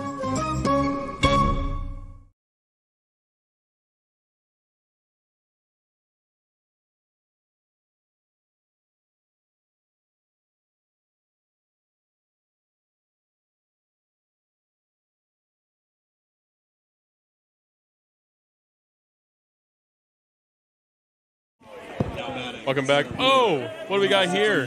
Dog 2. I want to pet that dog. Look at him go.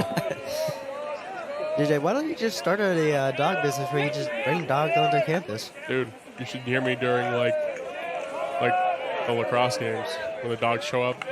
Go crazy. Teddy knows. Teddy's over here shaking his head. He understands. First one starts with the ball. Keene trying to start their bats again. Have been a little bit cold last inning. And that'll be too high up. Ehlers out there now.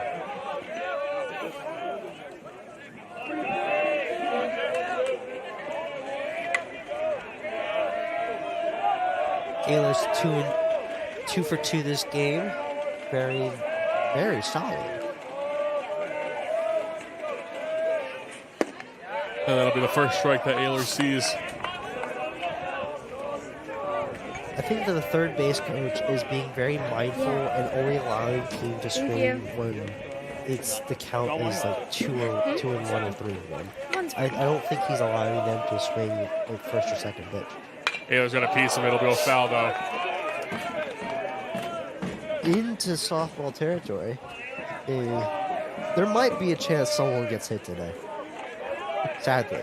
Why would you say that? Dude, softballs and baseballs are flying at each other. It's true. It's very dangerous. Ehlers got a piece of it. That'll go foul again. No, that's fair ball. Right field. Drops down. Ehlers hauling for second. Gets within there plenty of time standing up. Ehlers with a nice double into right field. The bats have been working today for Keene State. Like you said, they went cold for a little bit, but now with Ehlers hit, no outs, Maybe Keene State can try to rack up a little bit more. Yeah, at the bottom of the fifth. Chatfield's going to try to keep Ayler's little thing going. Ayler's last game was in the pitcher's head, so let's see if Ayler's he might can be able to do do it that again.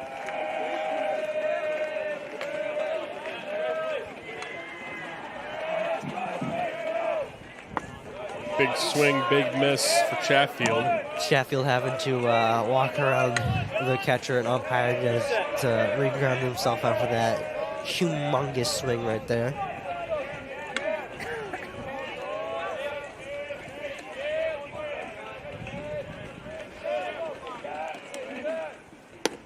We'll have another ball. Champa has been throwing it a little bit low. I don't know whether that's Ayler's doing that or if it's just Champa a little bit of a control problem, but and we'll have another strike. 1 ball, 2 strikes. But Ayler's is going to try to do what he did last game and get in the pitcher's head. Try to help Chatfield a little bit. And Chatfield gets a piece of it. And that will be a foul ball. Chatfield staying alive. Going to be able to get another attempt at this.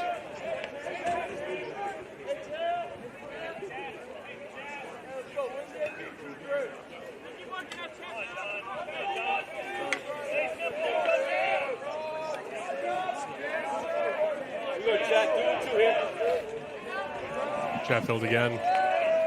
Dig in. That'll be strike 3. And that'll be out number 1 for the Owls. That is Champa's second strikeout of the game. Zena up to bat now for the Owls. China's is going to try to keep working off of that single he had a couple innings ago. Try to keep that momentum going for himself.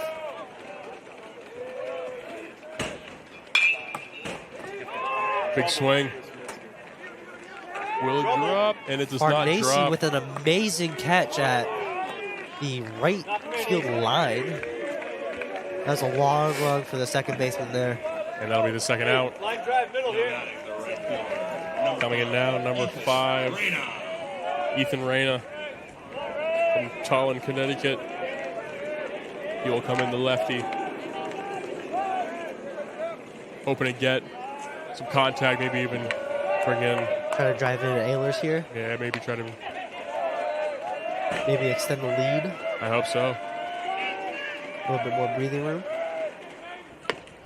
That'll be a ball. That was a close. That was close. Reyna will take it any day, though.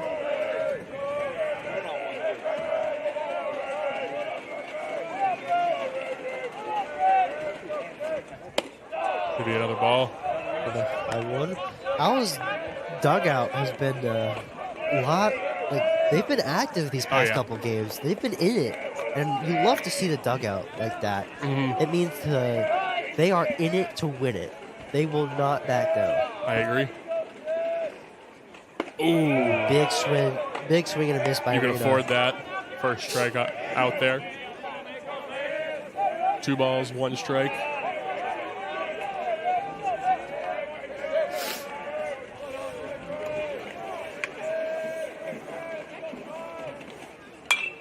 Got a piece of that one as well, but he will go foul, and that will be another strike. 2-2 count.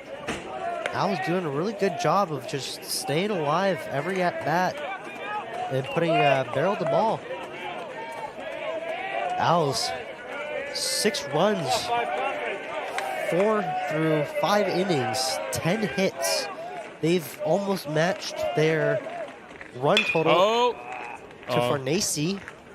Gets the easy play at first. And that will be an out. And that'll bring us to the end of the 5th inning. Come back very shortly. We have a couple of messages for you. We'll start the 6th inning after this. New Car has over 1,700 pre-owned vehicles, the largest selection of inventory in New Hampshire. New Car Nissan of Keene has the most competitive prices. With a selection of over 30 brands, New Car has exactly what you need across the Granite State. Find your new car from any of New Car's family of dealerships throughout the Northeast and get it shipped to New Car Nissan of Keene for free. Plus, we'll deliver your new car right to your door. Visit New Car Nissan of Keene today and discover why everyone loves a new car.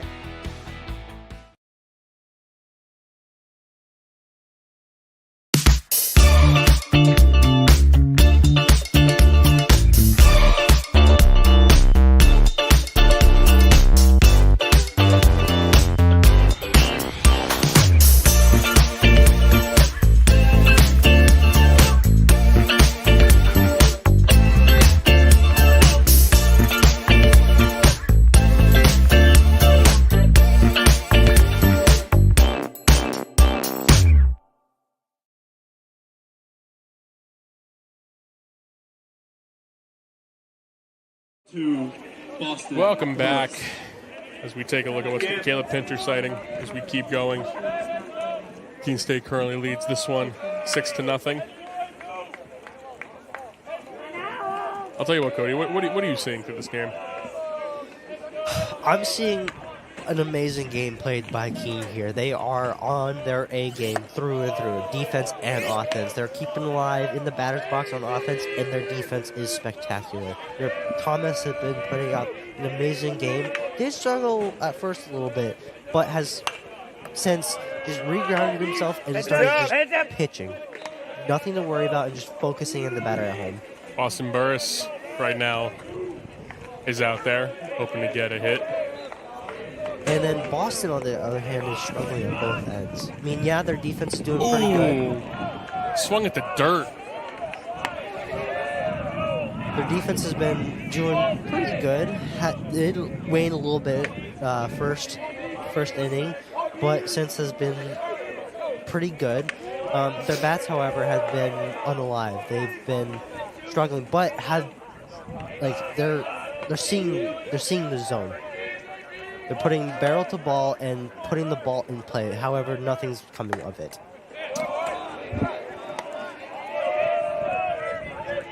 And that'll be another ball. An unfortunate call for Thomas, not what he wanted. However, Thomas will go back to that again. Got a piece of that, and that'll be foul.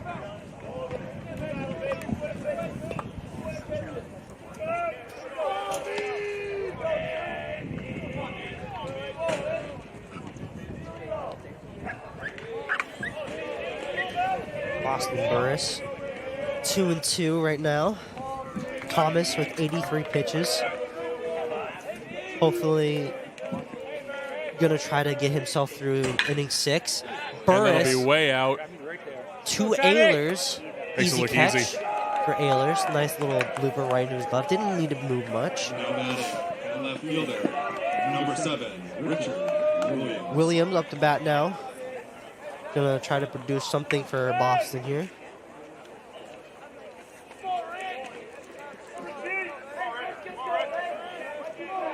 Williams and Meager. Williams up to bat right now and Meager on deck. Hopefully, within these two batters, they're gonna try to spark something, but who knows? Maybe that won't happen, and they'll try to start it again next inning. And Williams is up in the count right now, 2-0. A very favorable spot right now. 3-0. That'll be way too high. Maybe the command has given a little leeway right now for Thomas.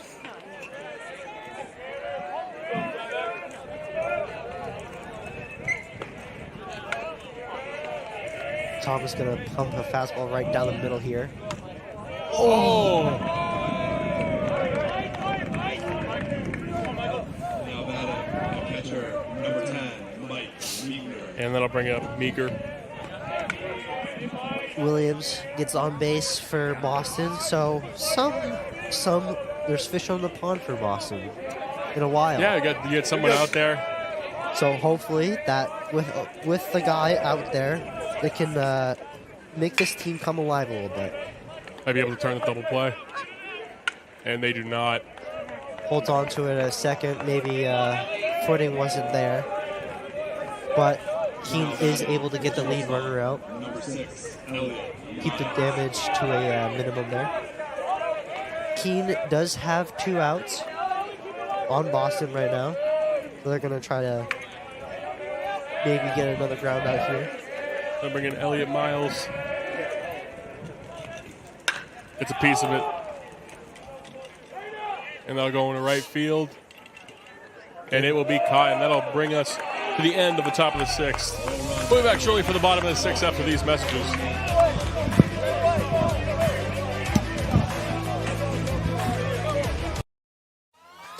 All right, pay attention. Welcome to Fandom 101. We'll cover the tools of the trade from foam fingers in the wave to the super secret wave. How's that for a course description? Lesson 1, your game starts long before the opening whistle, so arrive prepared. 2, if something piques your interest, raise your hand. And 3, work in groups. NCAA championships, attendance is encouraged, passion is mandatory. Get your seats today at ncaa.com/tickets. Class dismissed. When we put this uniform on, we're preparing to serve our home state of New Hampshire. We serve part-time in our own communities and for our families and friends. In any emergency or disaster, you can count on the soldiers of the New Hampshire Army National Guard to be there. Our mission here at home is to make life better for everyone, and the benefits we earn help us improve our own lives. Learn more about part-time service with the New Hampshire Army National Guard at nationalguard.com/NH.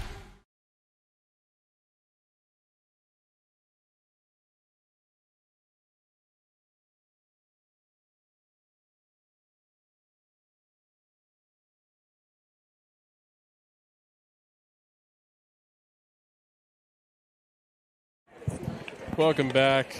Keene State, really, they haven't done much since they went up 6-0 back in the 3rd, but they really just kind of cut bait. They understand that they just need to play good defense. They trust their guy, Cam Thomas, and they just trust that everything else will fall into place. But right now, maybe look out there. Maybe they can get a couple of hits. What do you think, Cody? I think Keene's going to do exactly what you say. Try to get some hits and keep this. Number 19, Otis. I would say they're gonna. I don't know, JJ. Yeah, it's tough. It is tough. It's baseball. You don't know what's gonna happen next. You can predict it, but true. I predict they're gonna get at least 1 run this inning. All right. Well, let's see. Filet will now come in. Ball will be too high. Good eye by Filet. Oh, those high fastballs, they look good until they're at you. Yeah. And then you're like, uh-oh. Wow, what Filet. a hit. Deep drive, left center field. And it's out of here. And a home run for Otis Filet. Filet touches them all. Homer number 1 of this doubleheader. Keene dugout, feeling it. Wow. It looked good. Looked good, sounded good, felt good.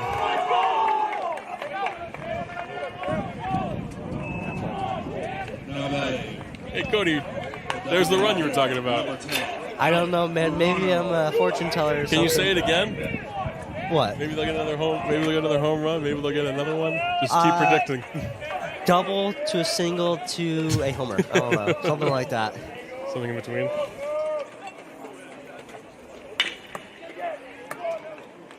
Go, go, go. And he's out. That'll be the first out. Now batting the second baseman, number 2, Luke Anderson. And now Anderson will come back up. Anderson's already got a hit himself in this game. Anderson hoping to continue off of what Filet did.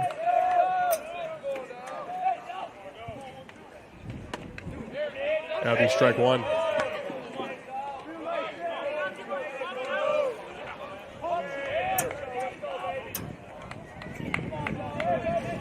That was crazy. Yeah, that was cool.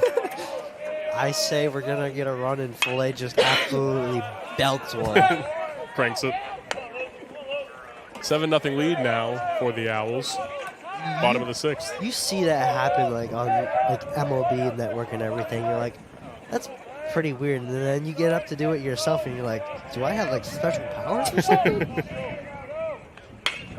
Anderson skies one out to third base. Burris under that with ease, and they're 2 now away for the Owls. Top of the order, Callie up to bat. Number 11, Evan Holly. He's 1 and 2 for the day, or not for the day, but for the game at least. And now that'll bring Callie back up, top of the order. And top of the order for the Owls is very scary. They have a lot of power, a lot of speed. He'll look at that one. Champa has also done pretty well, I would say, besides the home run. Yeah. And that one will be too high as well. I would say that's a little bit close, but I could see that being a home. It was up by his eyes a little bit. A little bit. Maybe just above his letters. Oh, big swing and a big miss. 2-1 count.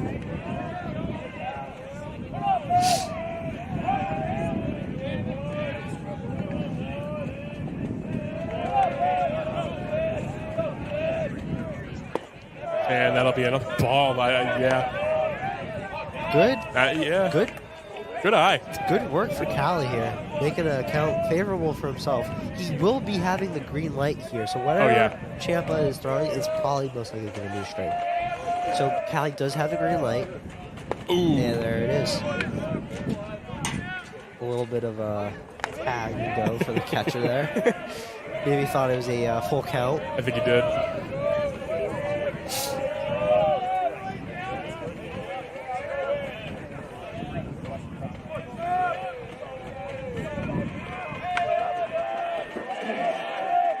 Champa 3-2. Oh, big hit. Anderson. Back. Left field. And that'll left be an fielder out. makes a catch. And that'll do it for the 6th inning. We'll be back shortly for the top of the 7th after these messages.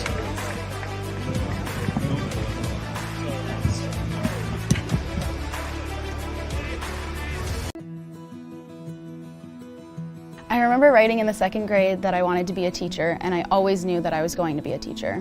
I started school a year early, and it created challenges for me because I wasn't able to pick up material as fast as the other students. Outside of school, my jaju would quiz me on my math facts and read with me. It showed me that even though I had challenges in school, there were still people who wanted to help me. In high school, I knew I had to work harder than everyone else to get the same results, but I had teachers that would help me in subject areas outside of their own because they could relate to how I felt. The way these interactions with my jaju and my teachers made me feel while I was learning is the inspiration for how I'd like my students to feel. I'm able to build relationships and be vulnerable with my students when they're struggling because I've been in their shoes and I know exactly how they feel. Being able to relate to them from my own experience has become a massive asset in becoming a teacher. Fenton Family Dealerships, Tri-State Area's best selection of new and pre-owned cars, trucks, and SUVs, has state-of-the-art service facilities and services all makes and models. Home to an exclusive lifetime powertrain warranty and no extra cost to you. Locally owned since 1986. More information at fentondealerships.com.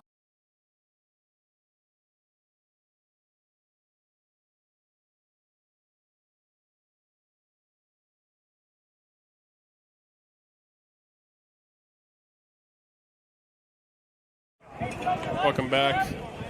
Keene State looking to get the 7th inning going. We're getting very close to the end of the doubleheader. As we do have a pinch hitter coming in.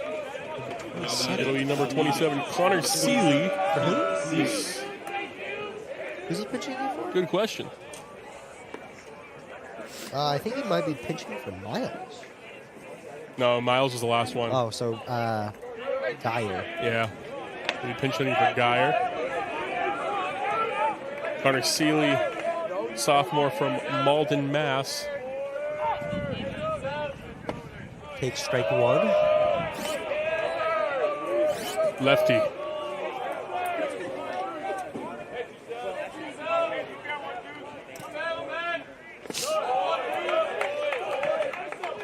One and one. 1-1. Thomas is inching in closer to 100 now. It's getting close. He's at 92. 1-1 count to Seeley. Another strike. Just got the upper outside of the zone. Just barely, but still a strike. Nevertheless.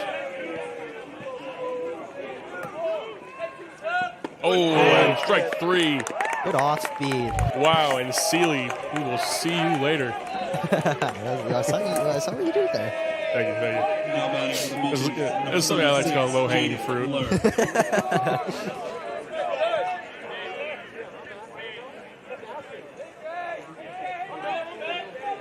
Up to bat now is Jacob Levine. Oh, no, that's another pinch hitter. Another pinch hitter. LaFleur. We got LaFleur. Jaden LaFleur. Maybe Boston's trying to mix up the batters a little bit. I think Boston's trying to mix up the batters a little bit. Try to spark something. Anything for Boston.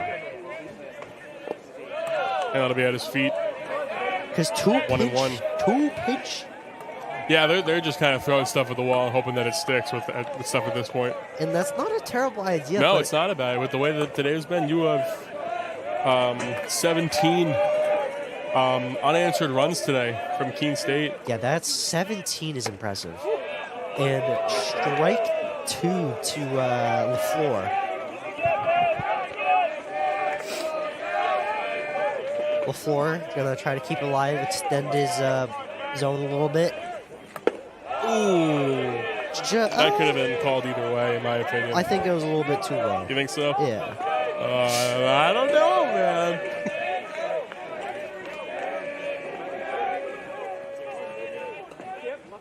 And strike 3 looking. And LaFleur will hit the showers. LaFleur retired. And this will bring in Thomas. number 9, Ryan Slack. Thomas with his 7th strikeout of the evening. Thomas has been on his A game today. A little bit of a rocky start, but has since recovered and just put up a beautiful performance for Keene. Ryan Slack coming in now. Sophomore from Derby, Connecticut. The 3rd pinch hitter in a row. Yeah. That is unseen in baseball. Yeah, this is a case of we need to figure something out. This is the case of throwing spaghetti at a wall. Exactly. Oh, just a bit inside. That was a bit close. 2-0 to Slack. Thomas at 101 pitches. Oh, just missed it. 3-0 to no strikes. 3-0 to Slack. Slack 214 average coming into this at bat, hoping to spark something like the previous 2. And Thomas strike. Pumps one in. Slack will have the green light here. Oh yeah. Be able to swing at anything. I don't know. If I'm Thomas, I'm throwing one right in the inside. Just like that. There you go, Cam. And that'll make it another full count. Go, Cam.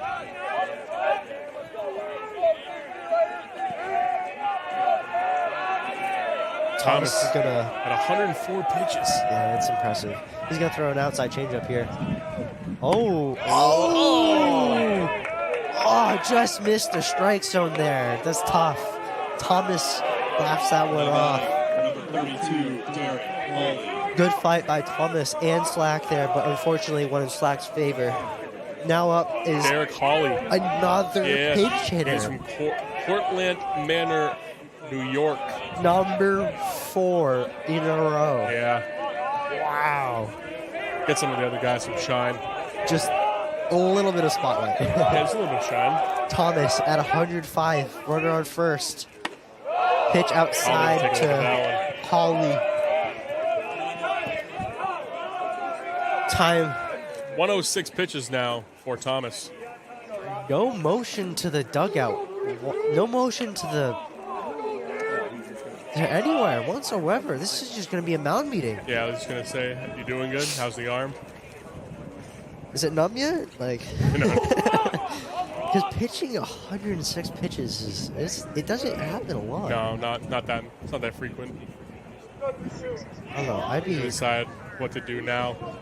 The first thing the nurses are gonna do after he steps off that mound is ice on that shoulder right now. And Thomas will remain on the mound for the time being.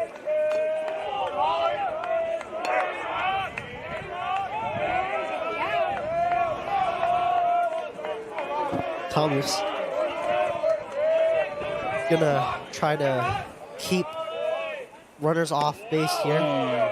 2-0 to Holly here.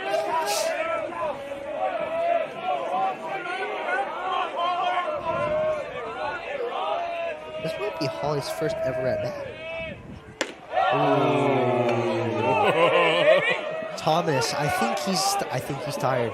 I think he's tired. You think so? I think he is. Try to just throw one right down the middle. Your best bet is to do that. Yes. Right now, He doesn't do anything funky. No. That'll be another walk. That'll send 2 people out there on first and second. Now batting for the Beacons. And we will 30, pull out the bullpen. Yeah. Thomas did an amazing job today. You can't do anything but applaud him and congratulate him for doing an amazing job. Oh, yeah. And coming in now will be Troy Brennan to end the game in exchange for Thomas. And we will now take a break. We'll be back very shortly after these messages. A single thread is unique. Like each of us, full of purpose and potential. A strand designed to connect, strengthen, and unite. But we face different challenges and have different opportunities. By acknowledging that others may struggle in ways we do not, we can celebrate our differences, embrace each other, and fortify the ties among us. A single thread can fray, yet when it's woven with another, a bond forms. A new strength created by the fabric of the whole. Let's embrace the fabric we make together, the diversity of our threads, to reach beyond ourselves and overcome the impossible. The true power of our game comes from unifying our individual backgrounds, connecting our unique stories, enabling us to be stronger, braver, greater. We can achieve so much more when we are all as one. What a season! The confetti is going to fall. There she goes, and she's got it! How sweet is this, and how wonderful for the sport!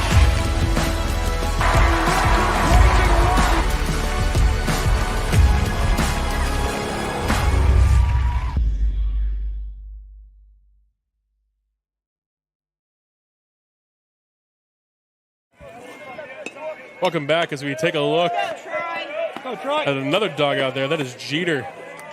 We know the exact name, guys. Look at him go. What a little guy. Love to see it. Marty, what a dog you have. As Troy Brennan will now be on the mound, looking to close this game. Ooh, strike one. Strike one. To Pisconier. So this is the 5th batter sub. Yep. Wow. Okay. Ooh, did he swing?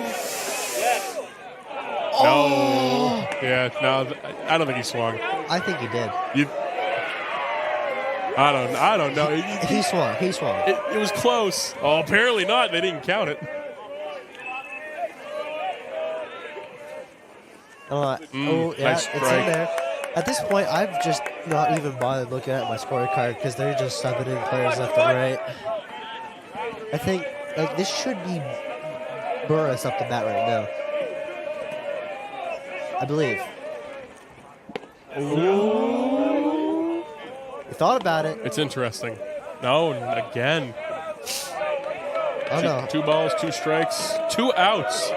See if Brennan can finish the job. Brennan gonna probably throw something high cheesy. Oh no! He did exactly that though. He threw high cheese and number 30 just didn't take. Didn't like the cheese. He's lactose intolerant. Apparently.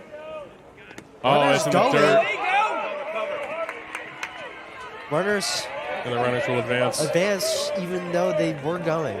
Even though they were going to in the first place. Even though the runners were going, they still got to third and second. Brennan gonna try to keep the no runs on the board here for Keene.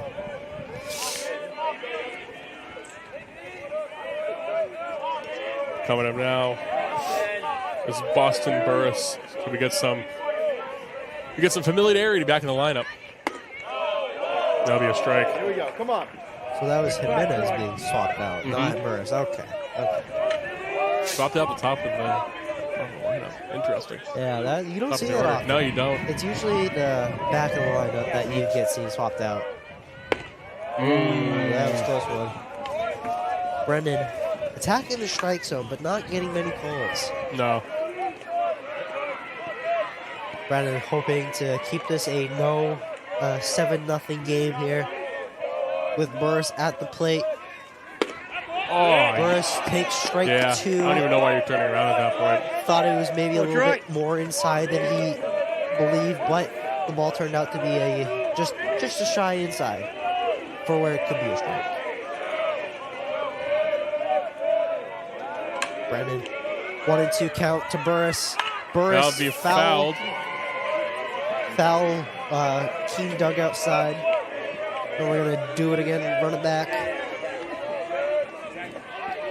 Brennan's going to, I predict he's going to pitch a high cheese. Again? Again. Well, Burris is also a little bit taller, so he might even go for it. Yep. The high cheese is just, something about it is really difficult. It looks good, Brennan and then it just throws. On the ground. Uh-oh. Might bring a runner home. Can he get him? Yes, He they can. He's out. Out at home plate. And that'll do Callan it with an amazing recovery for to the top 6. of the 7th. We're going to go into the bottom of the 2nd shortly after these messages, so stay with us.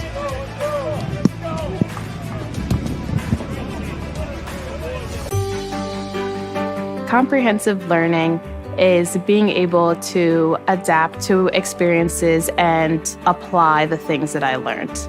Being an athlete and juggling academics helped me grow as a person, and things that I've learned, I was able to apply it in another field, putting them into everyday life. Developing comprehensive learning helped me prioritize certain things to make sure I get to where I want to be.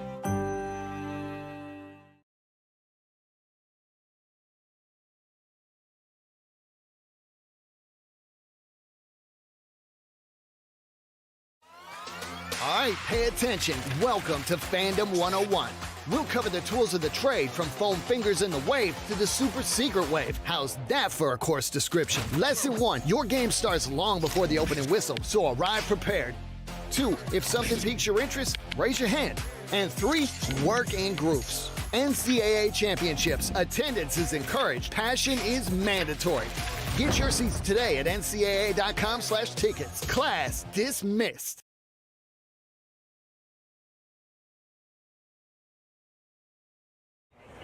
Welcome back to the bottom of the 7th inning. Keene State looking to get those bats working yet again. And UMass-Boston has completely overhauled their defense here because of the pinch hitting. Just 5 straight pinch hitters has just completely just flipped the entire infield and outfield.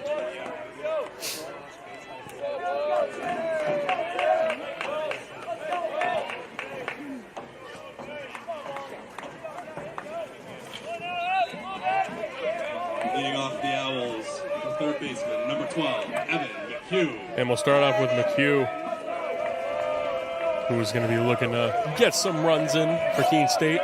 Yeah, McHugh's going to be looking to start the fire again, start the motivation, the energy, keep the train moving, keep this passion and just raw power of this Keene State offense. Just keep going.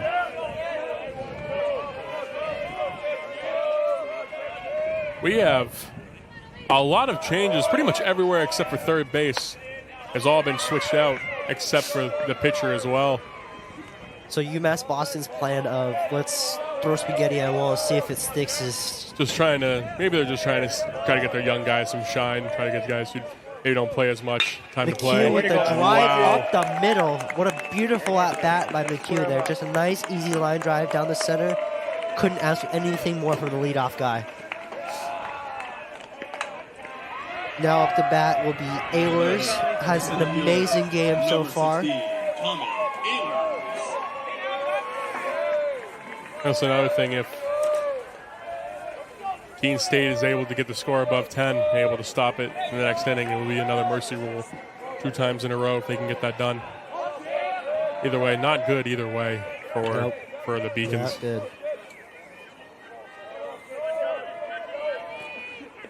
Ciampa throws it low in the dirt here, and you can't ask but wonder like what's going on today for the Beacons. I don't know. There's a lot of outside factors going on, but maybe there just might be some like inner team turmoil. Maybe I don't know, but they've started off the season pretty good, but they just have not looked good today. And Ehlers whams it right field. Oh, they collide, but still managed to hold on to the ball. That's crazy.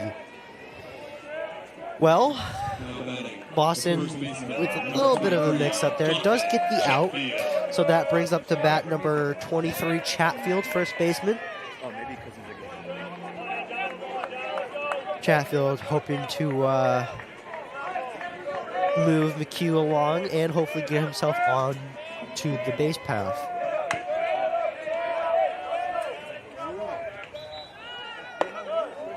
And that'll be a strike on Chatfield. Ciampa does seem to be slowing down a little bit. Mm-hmm. He's thrown just under 50 pitches.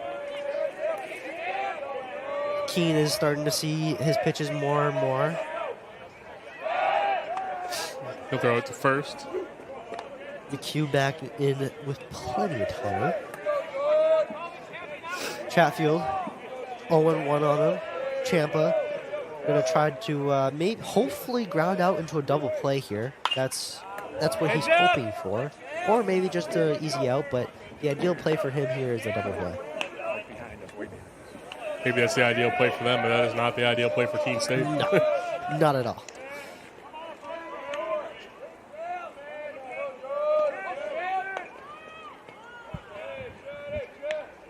Ooh. And that'll be up. High by his face. 1-2 to Chatfield. Coach, UMass-Boston coach is telling the outfield to back up just a skosh. Ooh, and that'll be down in the dirt again. Chatfield, good at bat. 2 balls, 2 strikes. Working the count. Ciampa, 52 pitches. 2-2 to Chatfield. Hello. Chatfield fouls off. I think it's 3:30. Boris reaching for it, doesn't get to it. Oh, good effort by Boris. Yeah, good effort. It was right there.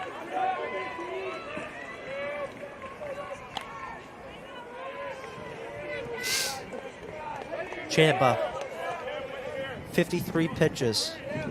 Still 2-2 to Chatfield. Runner on first. Keene, 7 runs, 12 hits. Trying to extend that number both ways. Chatfield, 2-2 count. Got a hit, but it will be fouled. A little piece of it. Chatfield maybe expecting a fastball there. He was a little bit early on it. So wasn't expecting the offspeed, but was able to get just a piece of it so he could keep his at-bat going.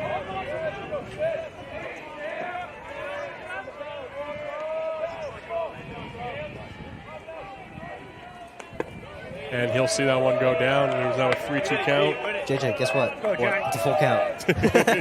Sounds about right. Basically sounds like the way that it's been going today for the Beacons.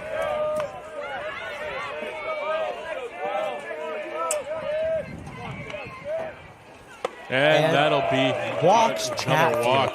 Chatfield with an amazing at-bat, working a walk. And that'll bring in Zena. Zena hoping to do something here for the Owls, whether it's a single to drive home McHugh at second or maybe just a sac fly. He's hoping to do something. He's 1-3 on the game with a K and a single.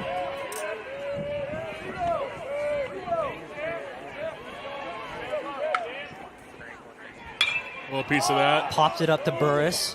Burris in foul territory, looking for it. And that'll be the second out. Keene now. 2 outs with Reyna at bat. Now batting, the right fielder. Reyna hoping to piece together a single here. I think he's going to hit a single. Right center field. Right center field single? Yeah. All right. See how it goes. Ethan Reyna. A little bit of a jiggle.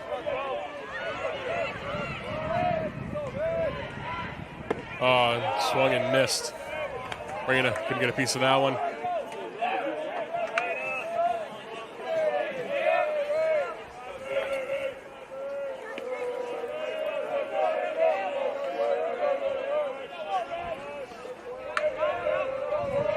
Reyna looking.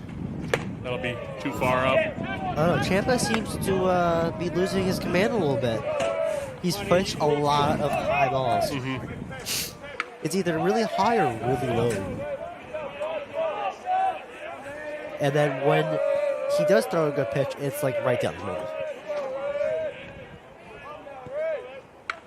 Oh, big hit. Reyna. It's going to the left field.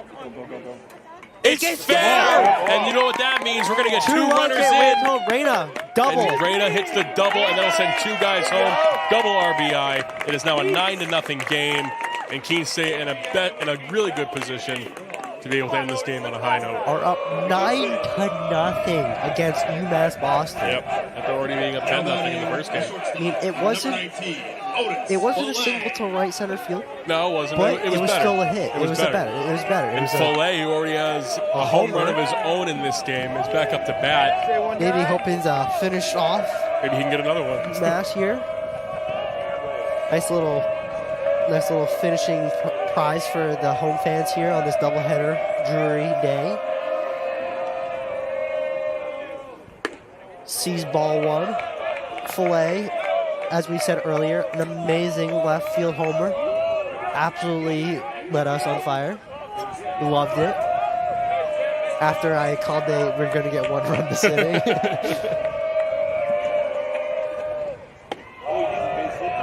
Another high.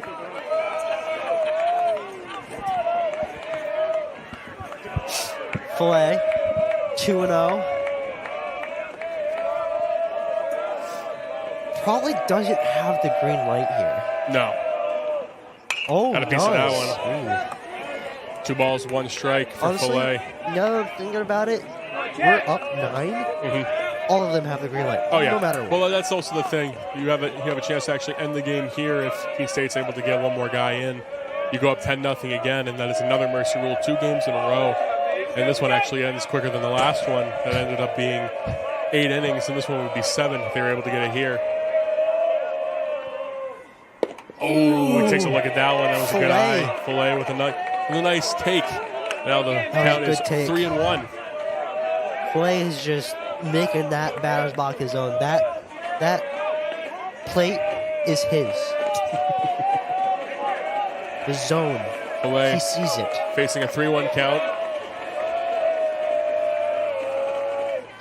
Oh, and a big swing. And now we have another full count. Another full count. And Follet hoping to get that on the ball here. Ciampa still in the game. 67 pitches. 3 full count to Ciampa. Runner on second. Follet. Ciampa. Follet. Oh, he swung out.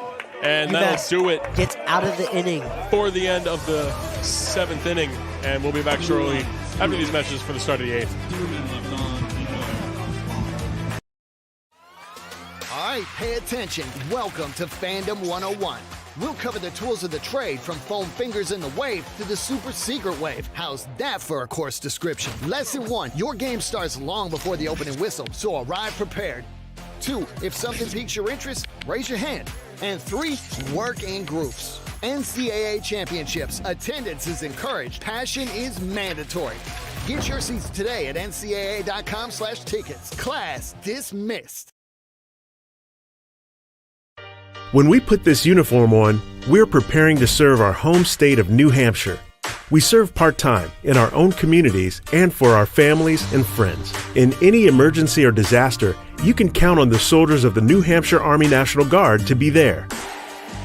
Our mission here at home is to make life better for everyone, and the benefits we earn help us improve our own lives. Learn more about part-time service with the New Hampshire Army National Guard at nationalguard.com/NH.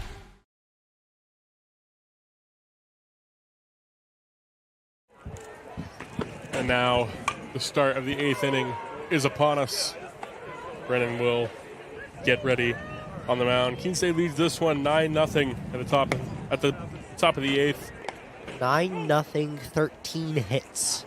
That is a scorecard right there, JJ. Yeah, it's pretty good, especially in 2 games combined. Keene State has not allowed UMass-Boston to get anything going. No. And now today have outscored them 19-0. It's got to feel good for Keene State. Oh, it must feel amazing for Keene to have this team that has been an LEC opponent. And an LEC opponent and just a team that has just run their clock. Like game after game. And for them to just come out here and do this, it's amazing. Brennan. Strike 1 down the middle. First strike.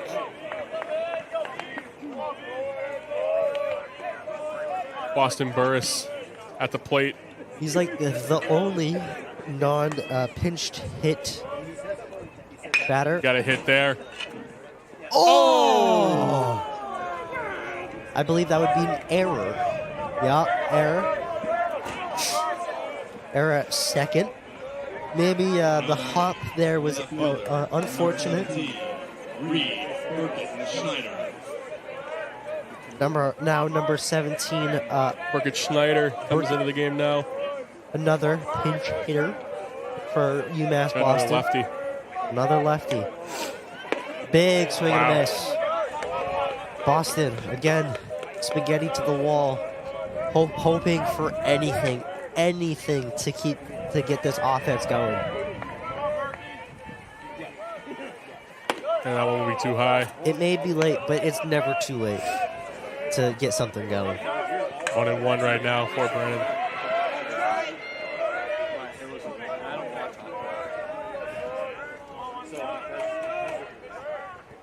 Ooh. Strike 2 to Burkett Schneider.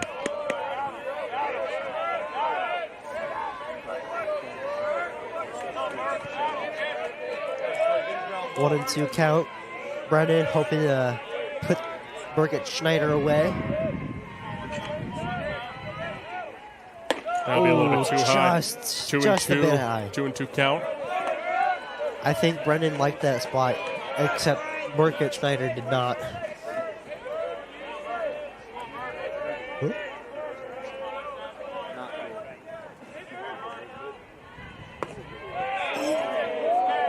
And that'll be another ball.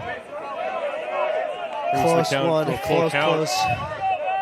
Full count for Brennan. I think you just got to throw it right down the middle. Because Schneider you just can't really see my contact right now. Yeah, this ump doesn't really like a lot of high pitches. Yeah, and gets exactly. the swinging strikeout.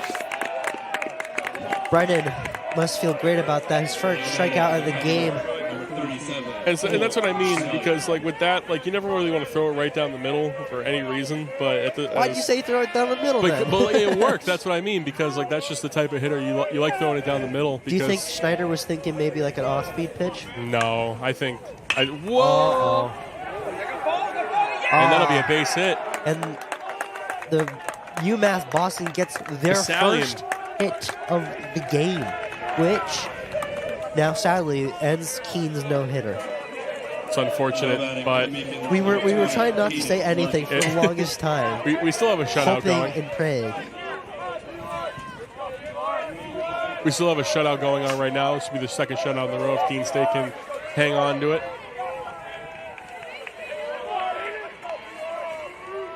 Larkins is at the plate. Swings at it. Strike. Runners advance. Burst moves to third.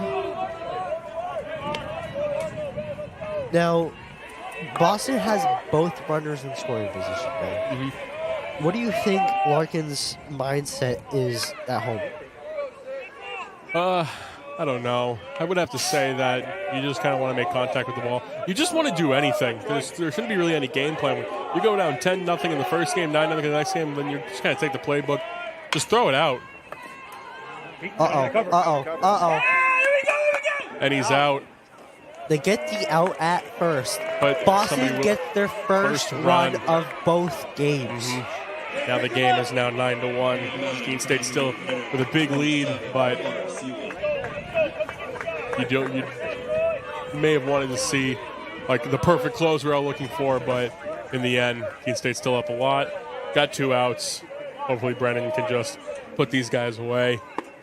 And that'll be a strike for the first one, and it will be Seeley who is back at the plate. And that's something off of Brennan's mind now. He doesn't have to worry about the no-hitter. Yeah, he can just you can just go out there, be free. He doesn't have to work around anyone. No. He can just pitch. Oh. Line drive. And the bats are coming alive here for the Beacons. Seeley able to get a hit there. Maybe this is what the Beacons were hoping for. Yeah. That's what I mean. You can kind of bring like the guys around you. Maybe with the no-hitter out of their minds.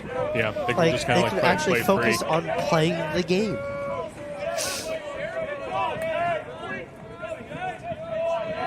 It is 9-2 now. 9 Keene, 2 Boston.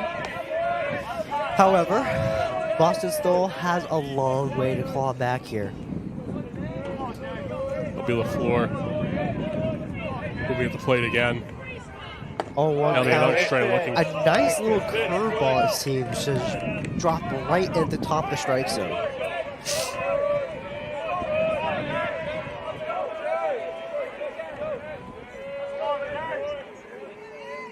Brennan, and he struck out, and that'll do it for the top of the 8th inning. We will now go to the bottom of the 8th inning. Keene State trying to get the bats rolling again. Keene State leads us 1-2. We'll be back after these messages.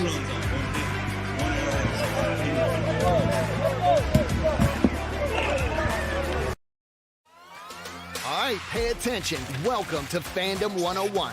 We'll cover the tools of the trade from foam fingers in the wave to the super secret wave. How's that for a course description? Lesson 1, your game starts long before the opening whistle, so arrive prepared. 2, if something piques your interest, raise your hand.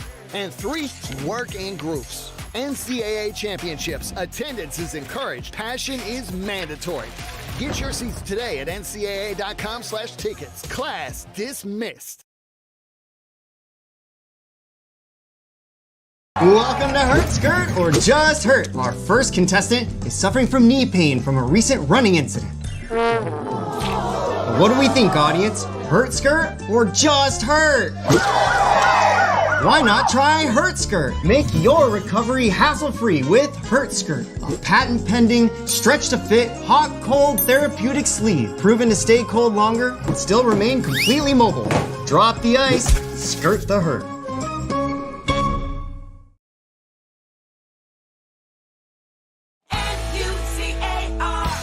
Looking for a new car? It's time to visit New Car Nissan of Keene. 600 new Nissan cars, trucks, and SUVs are available right now. Plus, New Car Nissan of Keene has the most competitive prices. Every new Nissan comes with New Car's complimentary 20-year, 200,000-mile protection plan. Drive worry-free for many miles to come. Visit New Car Nissan of Keene today and discover why everyone loves a new car.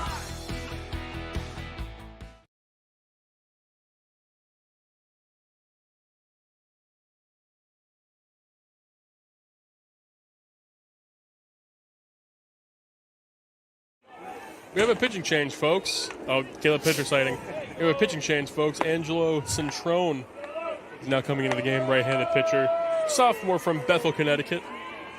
And his goal at the end of the game is just get some reps in. Shut down Keene. Get some reps in and shut down Keene. Oh, yeah. You don't want them mercying you again. No.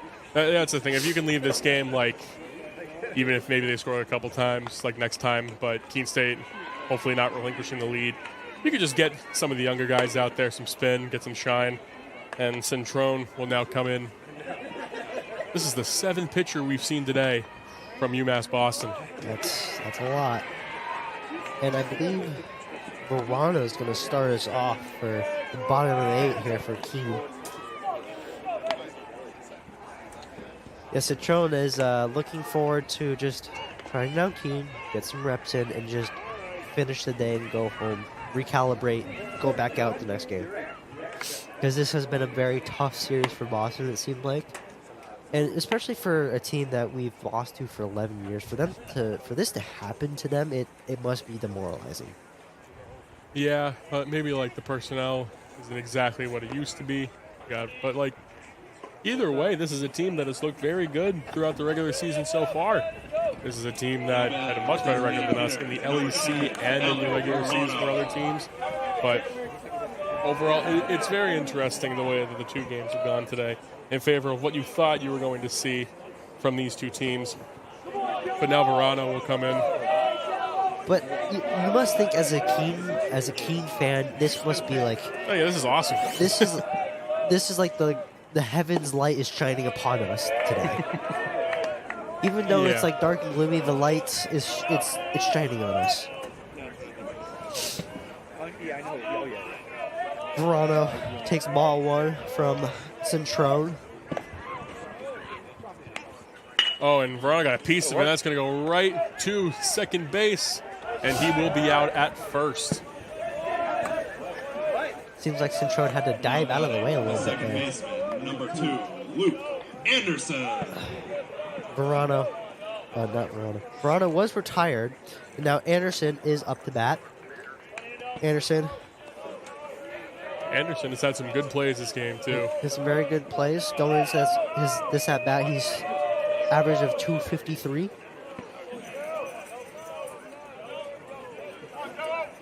And he's 1-3 on the day with a K.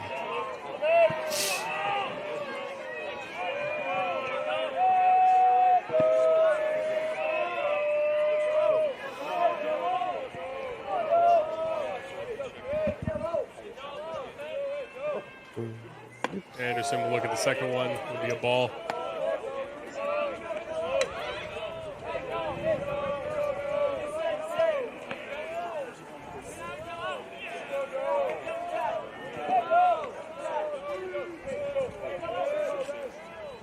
And there'll be another strike. Anderson 0-2. Centrone again going to try to shut down Keene for their final at-bats. Well, maybe their final at-bats. Oh, and struck out. Anderson strikes out. Maybe he was thinking a little bit jittery there. Maybe trying to just have a little bit of fun. No catcher. That'll be Centrone's first strikeout. Done good so far. 2 outs already. Yep. And then Callie up to bat now. Back at the top of the order. Top of the order, like we said earlier. It's dangerous. Because Keene's lineup through and through is all dangerous. All very respectable averages. They have a very good awareness of the zone too.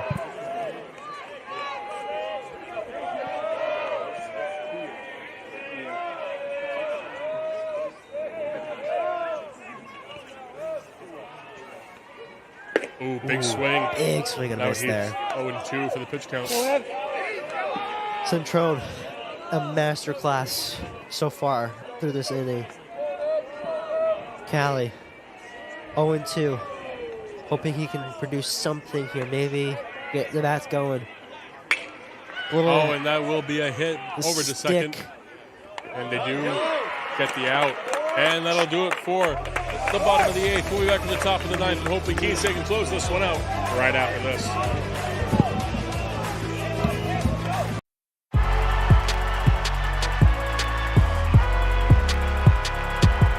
Number 32, Kyle Hornsby. Inside the 30. Touchdown. Michaela Burgess. An incredible finish by Hall. The NCAA and its member schools offer nearly 500,000 college athletes a path to go pro in something other than sports. Learn more at ncaa.org. Fenton Family Dealerships, Tri-State Area's best selection of new and pre-owned cars, trucks, and SUVs, has state-of-the-art service facilities and services all makes and models. Home to an exclusive lifetime powertrain warranty and no extra cost to you. Locally owned since 1986. More information at fentondealerships.com.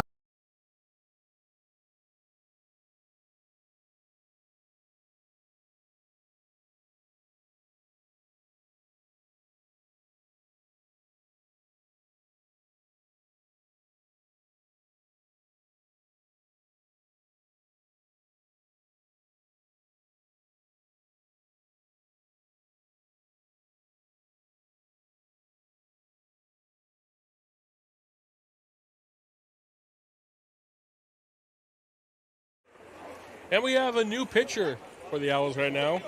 Sophomore George Young from Brentwood, New Hampshire.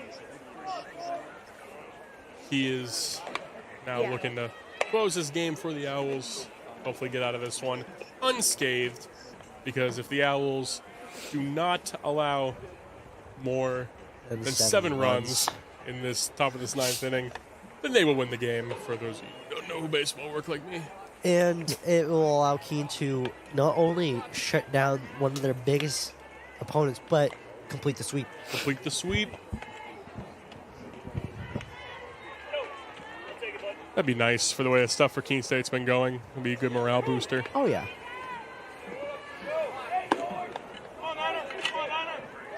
Cam Young going to just try to not do anything too special. Just put some strikes in, round out, trust your defense behind you, and finish the game.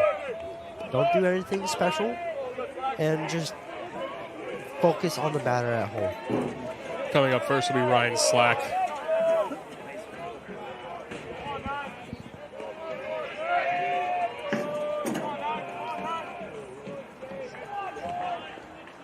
First one is too high.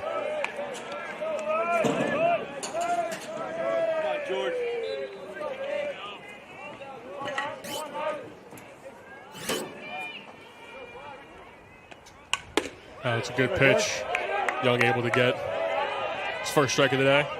Slack, 1-1 count. Young.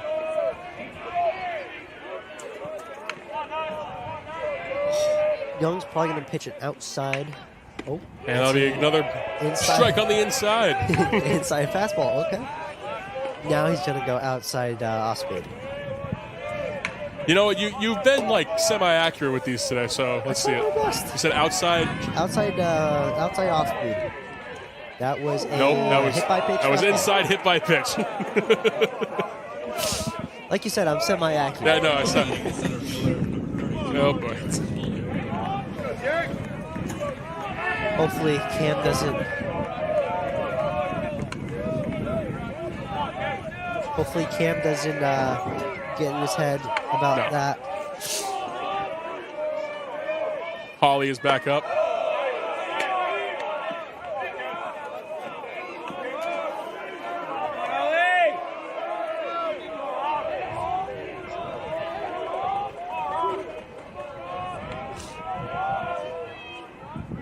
Pumps in a strike there inside.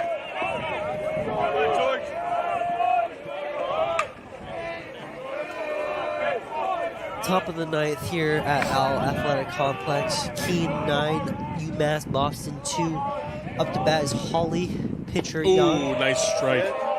Big swing and a miss by Holly. Nice little off-speed drop pitch.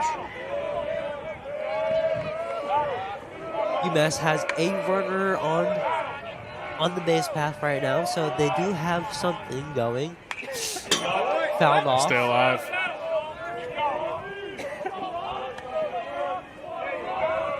And if I'm UMass, yes, I'm trying to tie the game, but I'm not trying to make it. I'm not trying to like lose by this much. No. I'm just trying to close the gap just a little bit. And that will be a swinging strike 3, and that'll be a strikeout for George Young. Now batting the right fielder, number 30, Nick Pictionary. And Pictionary comes back into the game.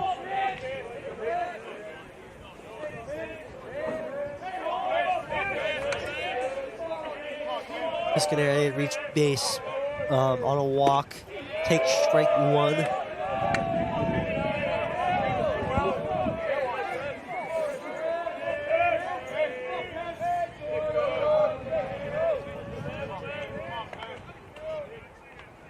That will be a little bit too high.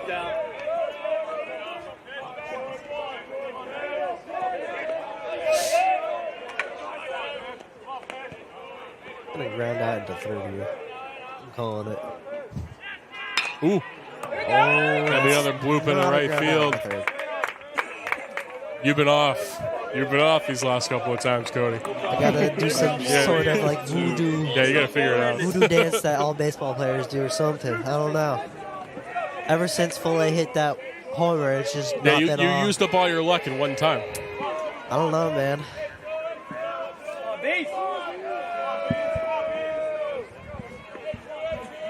UMass runners on second and first.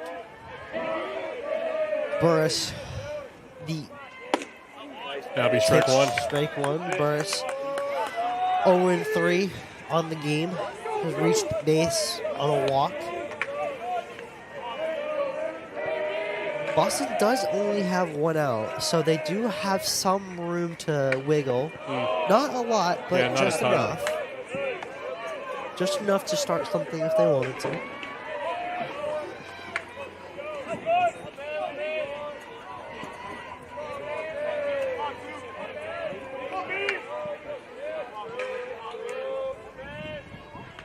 And they'll be fouled off. Count is now 1-2. 1-2 to Burris. 1 out.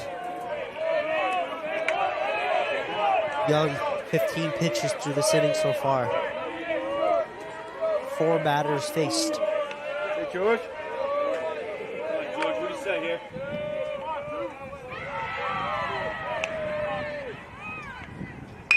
And that'll be a hit. Oh! Unlucky bounce for Filet. And that'll bring in a run. That was a bad bounce. Yeah, that was not a good bounce. One of the downfalls that you see in baseball when you play on a field that has been rained upon, or it's a little wet, it's a little damp. Rained upon, damped, muddy a little bit, and just cleats dug into it. So there's just going to be a lot of holes everywhere that can ball just skid and jump anywhere. And Filet was expecting like a little hop, but it just jumped. And unfortunately, it does allow UMass to get another one on the board.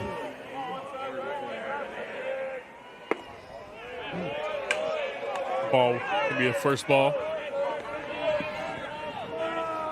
Filet recovering from that little incident, hoping to maybe That'll be a strike. hoping to maybe right the wrong that happened there.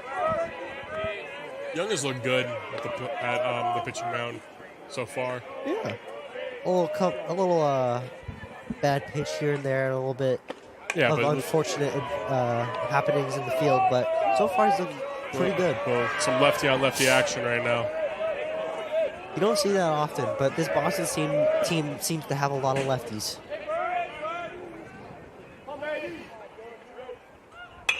And that one will be fouled off.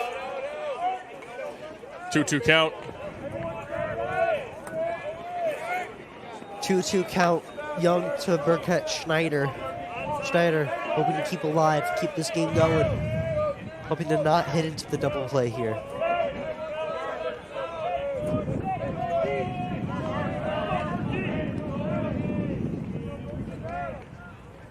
That'll be down in the dirt.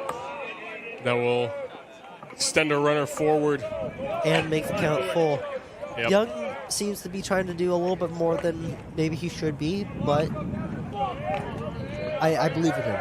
I do too. He's got it. Keene does seem to be having someone just getting loose in the bullpen just a little bit.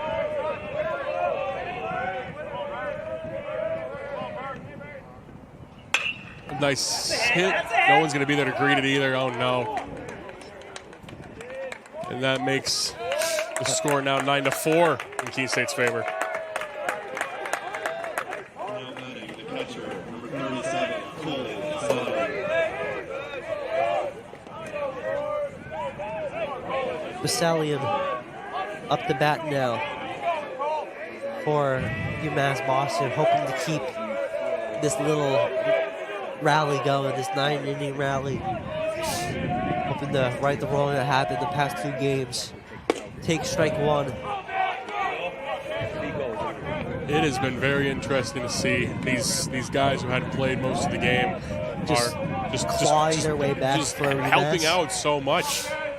It's this 9th inning, man. It just makes you anxious. Yeah, I guess so. And like Keene State, like they have a lot riding on this. Like you're only up 5 now in the 9th inning.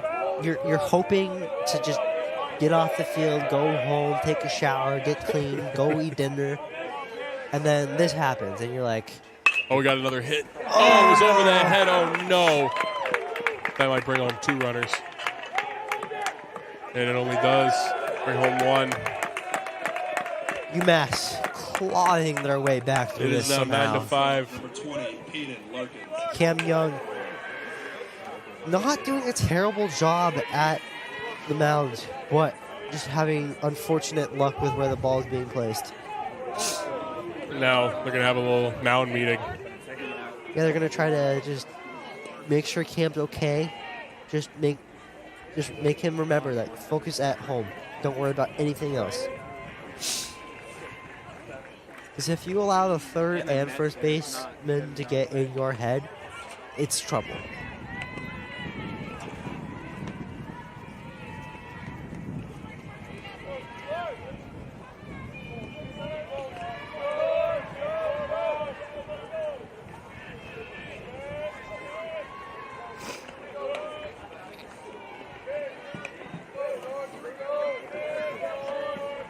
What's nice about today, JJ? What's that? It's only Friday. I know, right? These games were supposed to happen tomorrow. However, due to the weather this weekend, the games were moved up. So now both softball and baseball are playing today. Yeah, I could tell him softball is being played today. It's all through the booth behind us. With a couple of occasional. What? With a couple of Another pop swing, up, and that'll left go field. in the left field. Shea rushing towards it. Nice Zeta little able to get the blooper. out. Ooh, And that'll be the second out. Third was thinking about running home. He might have been able to get there. I think he was. Shea has an arm, though, so he probably would have thrown him out. It seemed like Shea didn't have like the charge up necessary for that though. He seemed like he was just like a nice little jog. Well, I don't think that he would have ran that. I think if the ball was a little bit too close. And all right, UMass-Boston down to their final out. Seeley, we've already seen get a hit already. The one that shut down the no-hitter. Get ahead. Say George. Hoping he isn't the one to get the out. 1 strike. Runners on first and third. Seeley watches the second one. And if I'm Seeley right now, I am no hold barred swinging away at anything. Literally anything. If anything's near the strike zone, I'm swinging. If I'm young, low off. Well, look, this is for the game. And that'll be a ball. So close for Cam Young to finish out this game. George Young.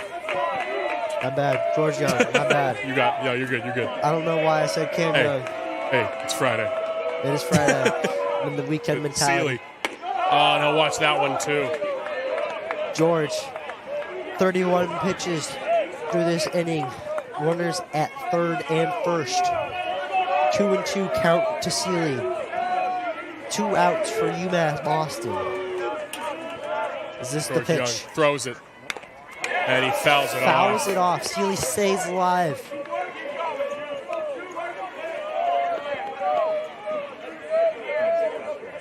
If George Young's family is watching, I am deeply sorry for saying the wrong name. Yeah.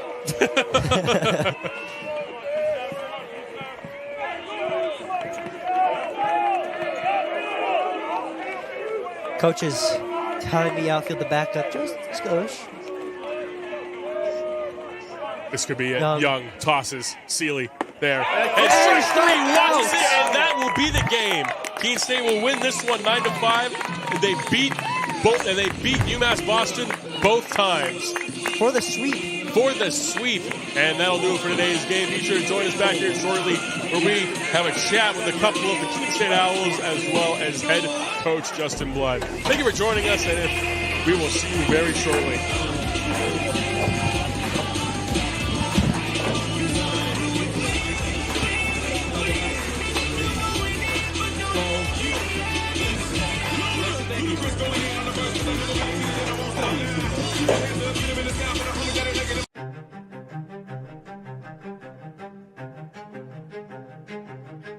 My name is Wei Liu, and I am the professor of computer science here at Keene State College. Cybersecurity has a pretty high demand in the job market. It's gonna have a variety of career paths. So graduating in cybersecurity, they can be employed by government agencies, private corporations, and non-profit organizations. Cybersecurity is really a field with constantly emerging new technologies. So students keep learning new stuff and adapt to new technologies to solve the problems. Cyber attacks has become more and more common. The students in this field, they can help to protect the individuals and organizations or even national security against the cyber threats in the cyberspace. So they can make some positive impact in our society. After students graduate in a major of cybersecurity from Keene State College, and the job work they can do is, for example, they can do information security analysis, and they can do the cybersecurity auditor, and they can do secure software developer, and also they can do some penetration tester work. So so all of this is about cybersecurity because it's actually used everywhere and in any working space. Yeah.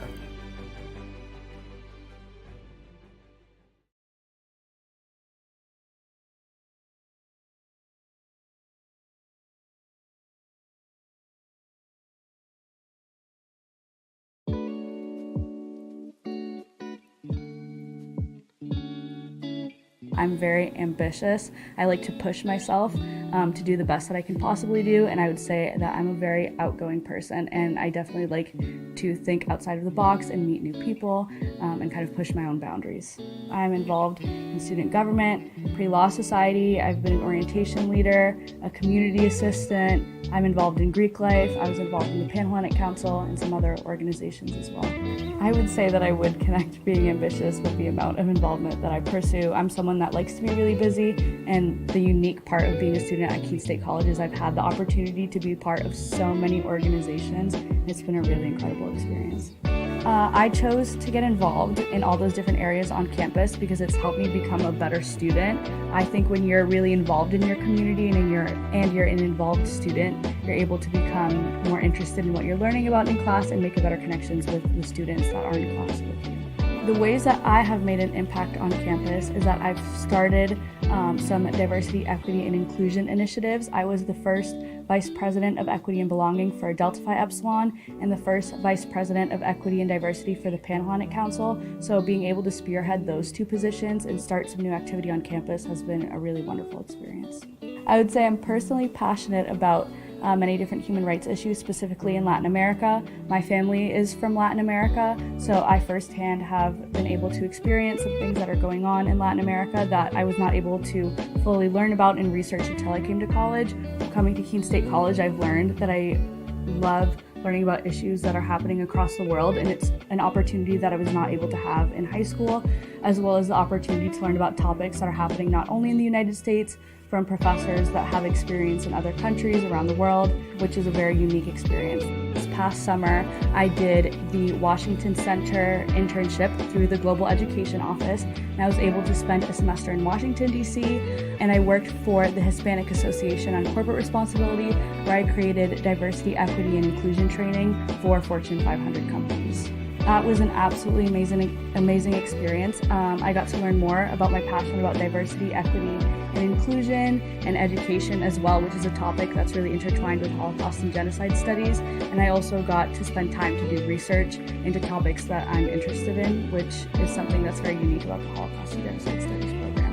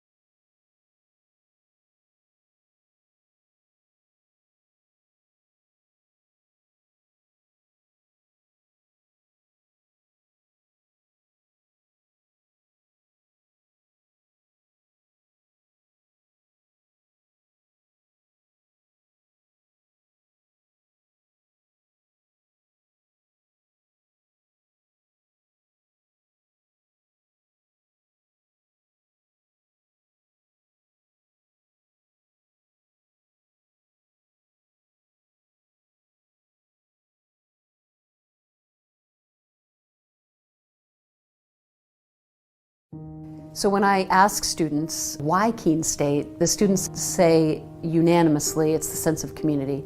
The feel when you walk on this campus is immediately a sense of belonging, a sense of safety, a sense of welcome, and a sense of opportunity and promise. And so I think our students feel that when they come to our campus, and they experience it when they join us.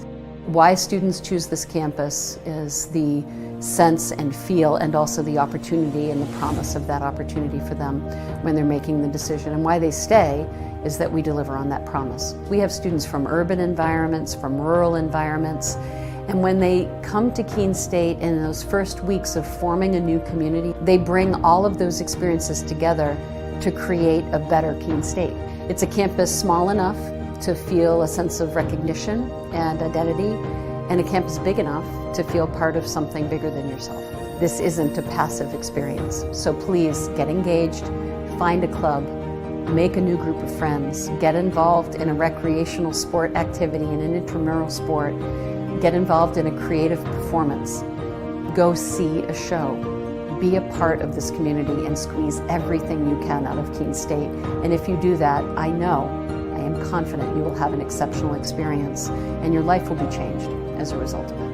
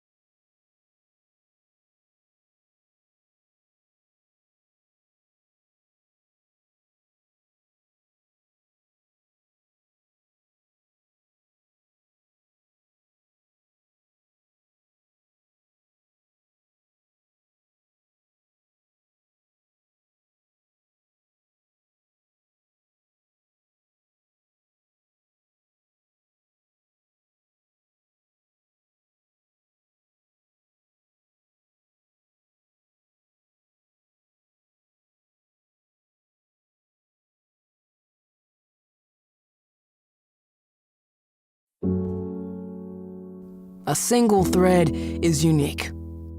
Like each of us, full of purpose and potential. A strand designed to connect, strengthen, and unite. But we face different challenges and have different opportunities. By acknowledging that others may struggle in ways we do not, we can celebrate our differences, embrace each other, and fortify the ties among us. A single thread can fray, yet when it's woven with another, a bond forms. A new strength created by the fabric of the whole. Let's embrace the fabric we make together, the diversity of our threads, to reach beyond ourselves and overcome the impossible.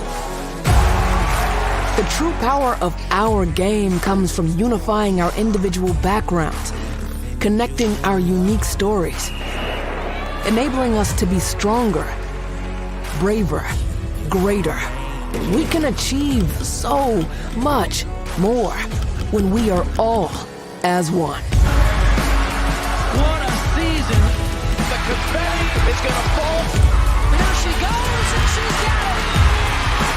How sweet is this, and how wonderful for the sport.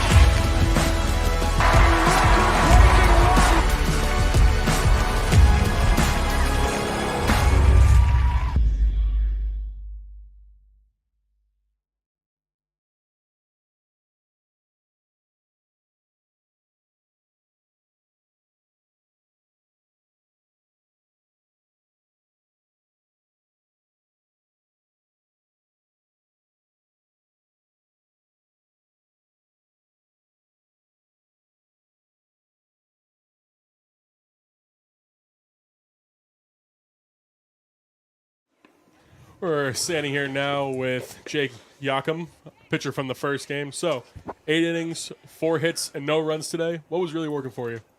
Just throwing strikes, trying to get ahead of people, make sure I got the first pitch in so I could command the at-bat and get the contact and swings that I wanted. That's a good answer. So that's a lot of. That was a couple strong starts at home. What are the biggest keys to pitching here? Just letting people hit the ball, not walking people. It's a big field. Getting inside, working both sides of the plate. Just not walking people, making them earn it. Trusting your defense too? Yeah, definitely. My defense has been really good all year. My offense was really good today. Scored a ton of runs. Yeah. And then when your offense scores a lot of runs, you feel really free. You can just go out, throw strikes. It frees you up, definitely. Yeah, right? attack people. So that helped a lot. And how did you feel with your defense being so solid behind you? It's just a lot of confidence. When you throw the ball, you're very confident that when they hit it, it's always going to be fielded. You're not trying to aim stuff and put it in so tight spots that you're walking people. You're just trusting yourself and trusting your defense and knowing they'll make the play. Yeah. This is a team that you guys hadn't beaten in 11 years. So how does it feel to kind of get the swing back in your direction, especially against a team in the LEC? It's awesome. Knowing we hadn't beat them my 2 years and we had that long streak, so it's nice to finally get a win against them. And sweep 2 is even better. All right, sweet. Thank you. To them, the whole world looks like an opportunity, one to be seized, built upon, and made better for their sport and the people around it. To student athletes, every opportunity is a chance to change what could be and show the world what opportunity can do.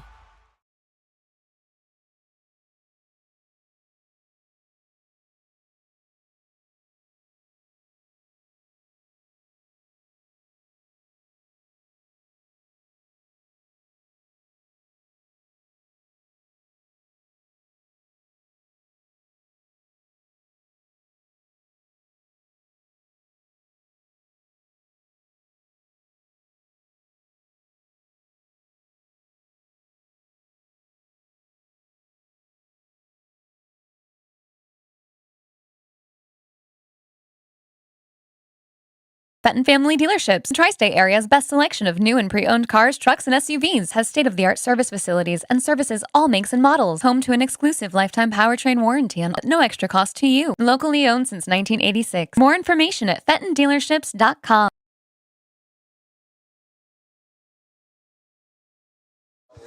We are standing here again now with Evan McHugh. So today, you had a couple multi-hit games today. What were you seeing at the plate today made so easy? Yeah, I mean, we had a good scouting report on those guys. Coach Blood does a good job looking at games and seeing what the pitchers are going to throw to us. So kind of having an approach, listening to my teammates based on, like, prior at-bats. So just went up there and trusted myself, trusted my swing, and just did what I could. And when this team is at its best offensively, what are some of the most important things you know? I mean, we got a bunch of dogs, you know. We got guys that can hit the ball well, so just it's a very contagious game and we're a contagious team, so when one guy does something well, you know, the next guy wants to do the same and pick him up. So I guess just doing that is kind of our strength. So you believe feeding off each other is like the keystone to this entire team? I think so, yeah. Nice. How do these 2 wins feel overall, and what do you want to see from yourself and the team in the upcoming week? Oh, they feel great, you know. Hopefully we can come back on Sunday and get 2 more. So just keep rolling and keep doing what we're doing. All right, well, thank you so much. Thank you. This is Paul Sullivan of Sullivan Tire Company. We're thrilled to be sponsoring the Keene State College Athletic Program, supporting the Owls. No matter what the sport is, in Division III, they are legendary. What a great academic institution, liberal arts school, in a beautiful part of New England. So let's go, you Owls. And remember, at Sullivan Tire, we're always here to get you there. Thank you. We know you will find your community along Appian Way here at Keene State College. Over a campfire on the Student Center lawn. In some friendly games and competition. Or in a club you connect to at the Student Involvement Fair. Maybe you will find your people on the courts, in a cheering section in the stands, at the rink on the ice, skating as an owl, or chilling in the yoga studio. Your connections may take place on the quad, listening to music, hanging out with friends, participating in a Keene State tradition like Pumpkin Palooza, or working on a group project, studying with classmates.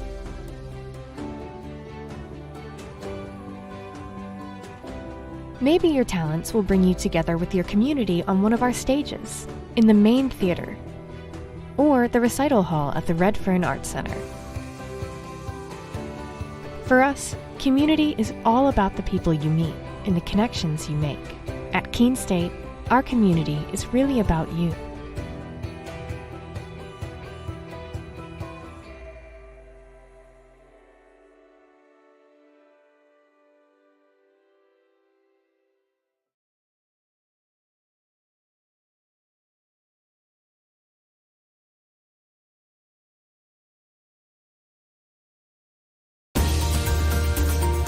I believe sportsmanship is a mutual admiration and respect for your fellow competitors. We all go through a lot to reach the point where we compete against one another. It's important to realize that. So once we're finally on the field or on the court or on the starting block, we look at each other as fellow human beings and not just competitors. Being able to recognize the hard work that other athletes are putting in creates a more positive and inclusive environment.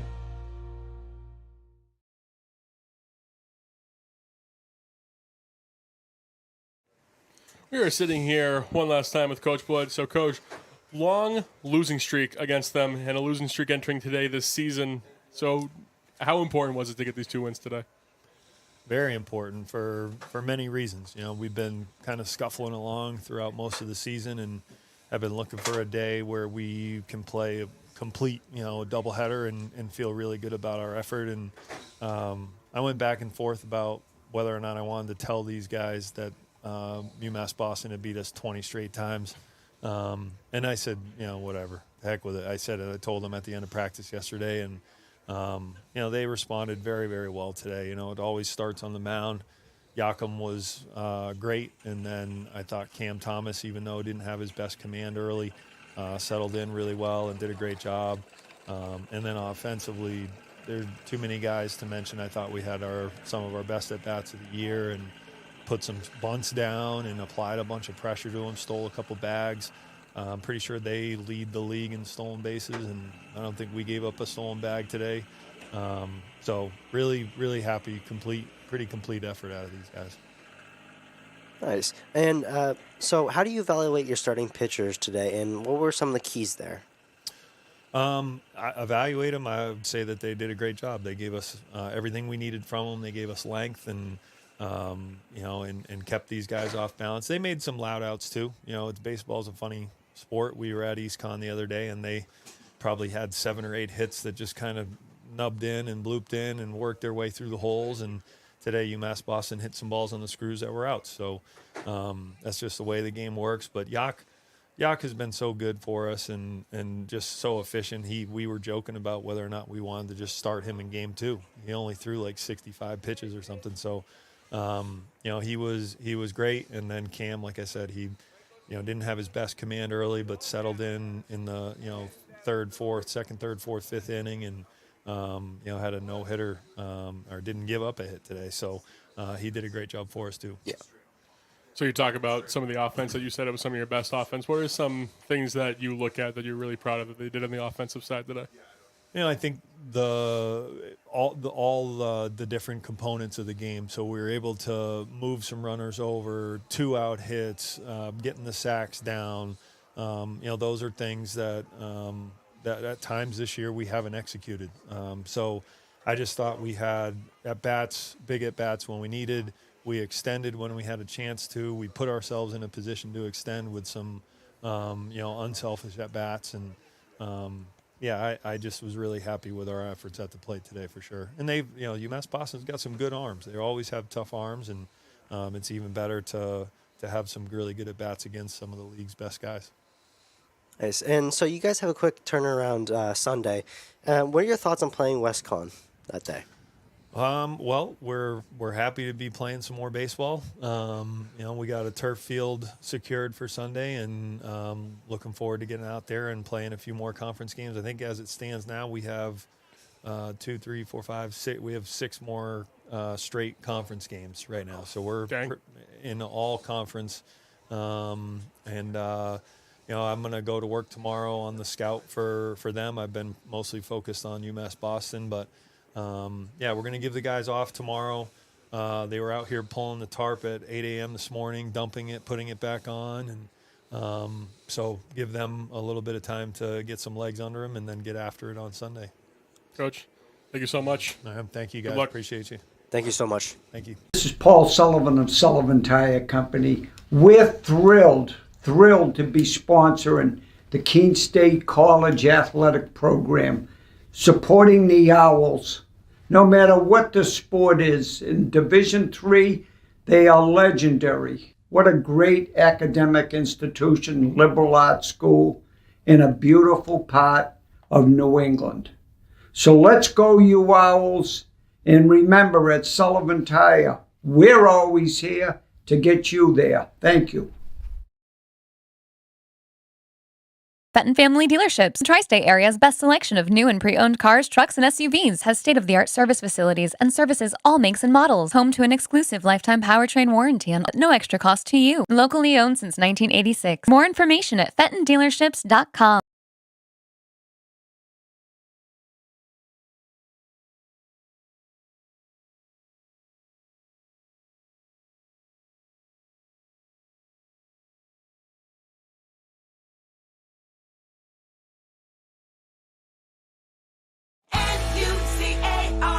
New Car has over 1,700 pre-owned vehicles, the largest selection of inventory in New Hampshire. New Car Nissan of Keene has the most competitive prices. With a selection of over 30 brands, New Car has exactly what you need across the Granite State. Find your new car from any of New Car's family of dealerships throughout the Northeast and get it shipped to New Car Nissan of Keene for free. Plus, we'll deliver your new car right to your door. Visit New Car Nissan of Keene today and discover why everyone loves a new car.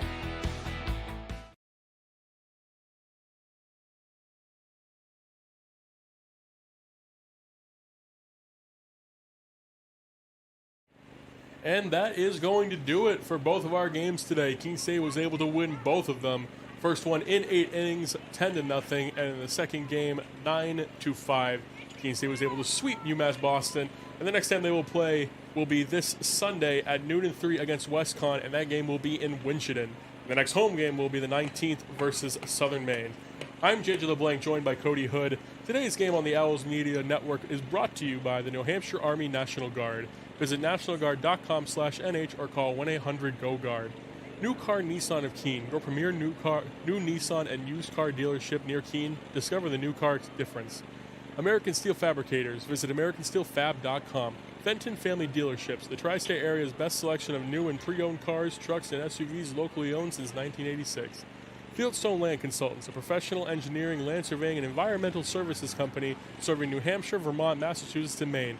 The Melanson Company, commercial and residential roofing since 1932. Engelberth Construction, we build relationships for life. Sullivan Tire, located on Winchester Street in Keene, we are always here to get you there. Noyes Volkswagen, we look forward to guiding you on your next Volkswagen journey. And by the Best Western Plus Hotel, located at 401 Winchester Street in Keene. Have a great day, everybody. Stay safe and have a nice weekend.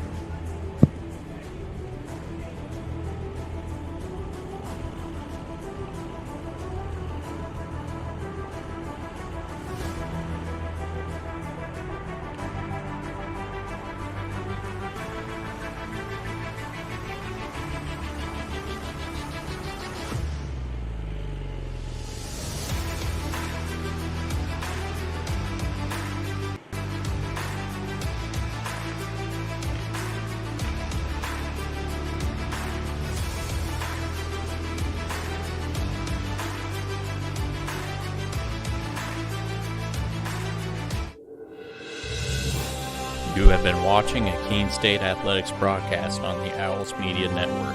Please tune in to our next broadcast, and thank you for watching.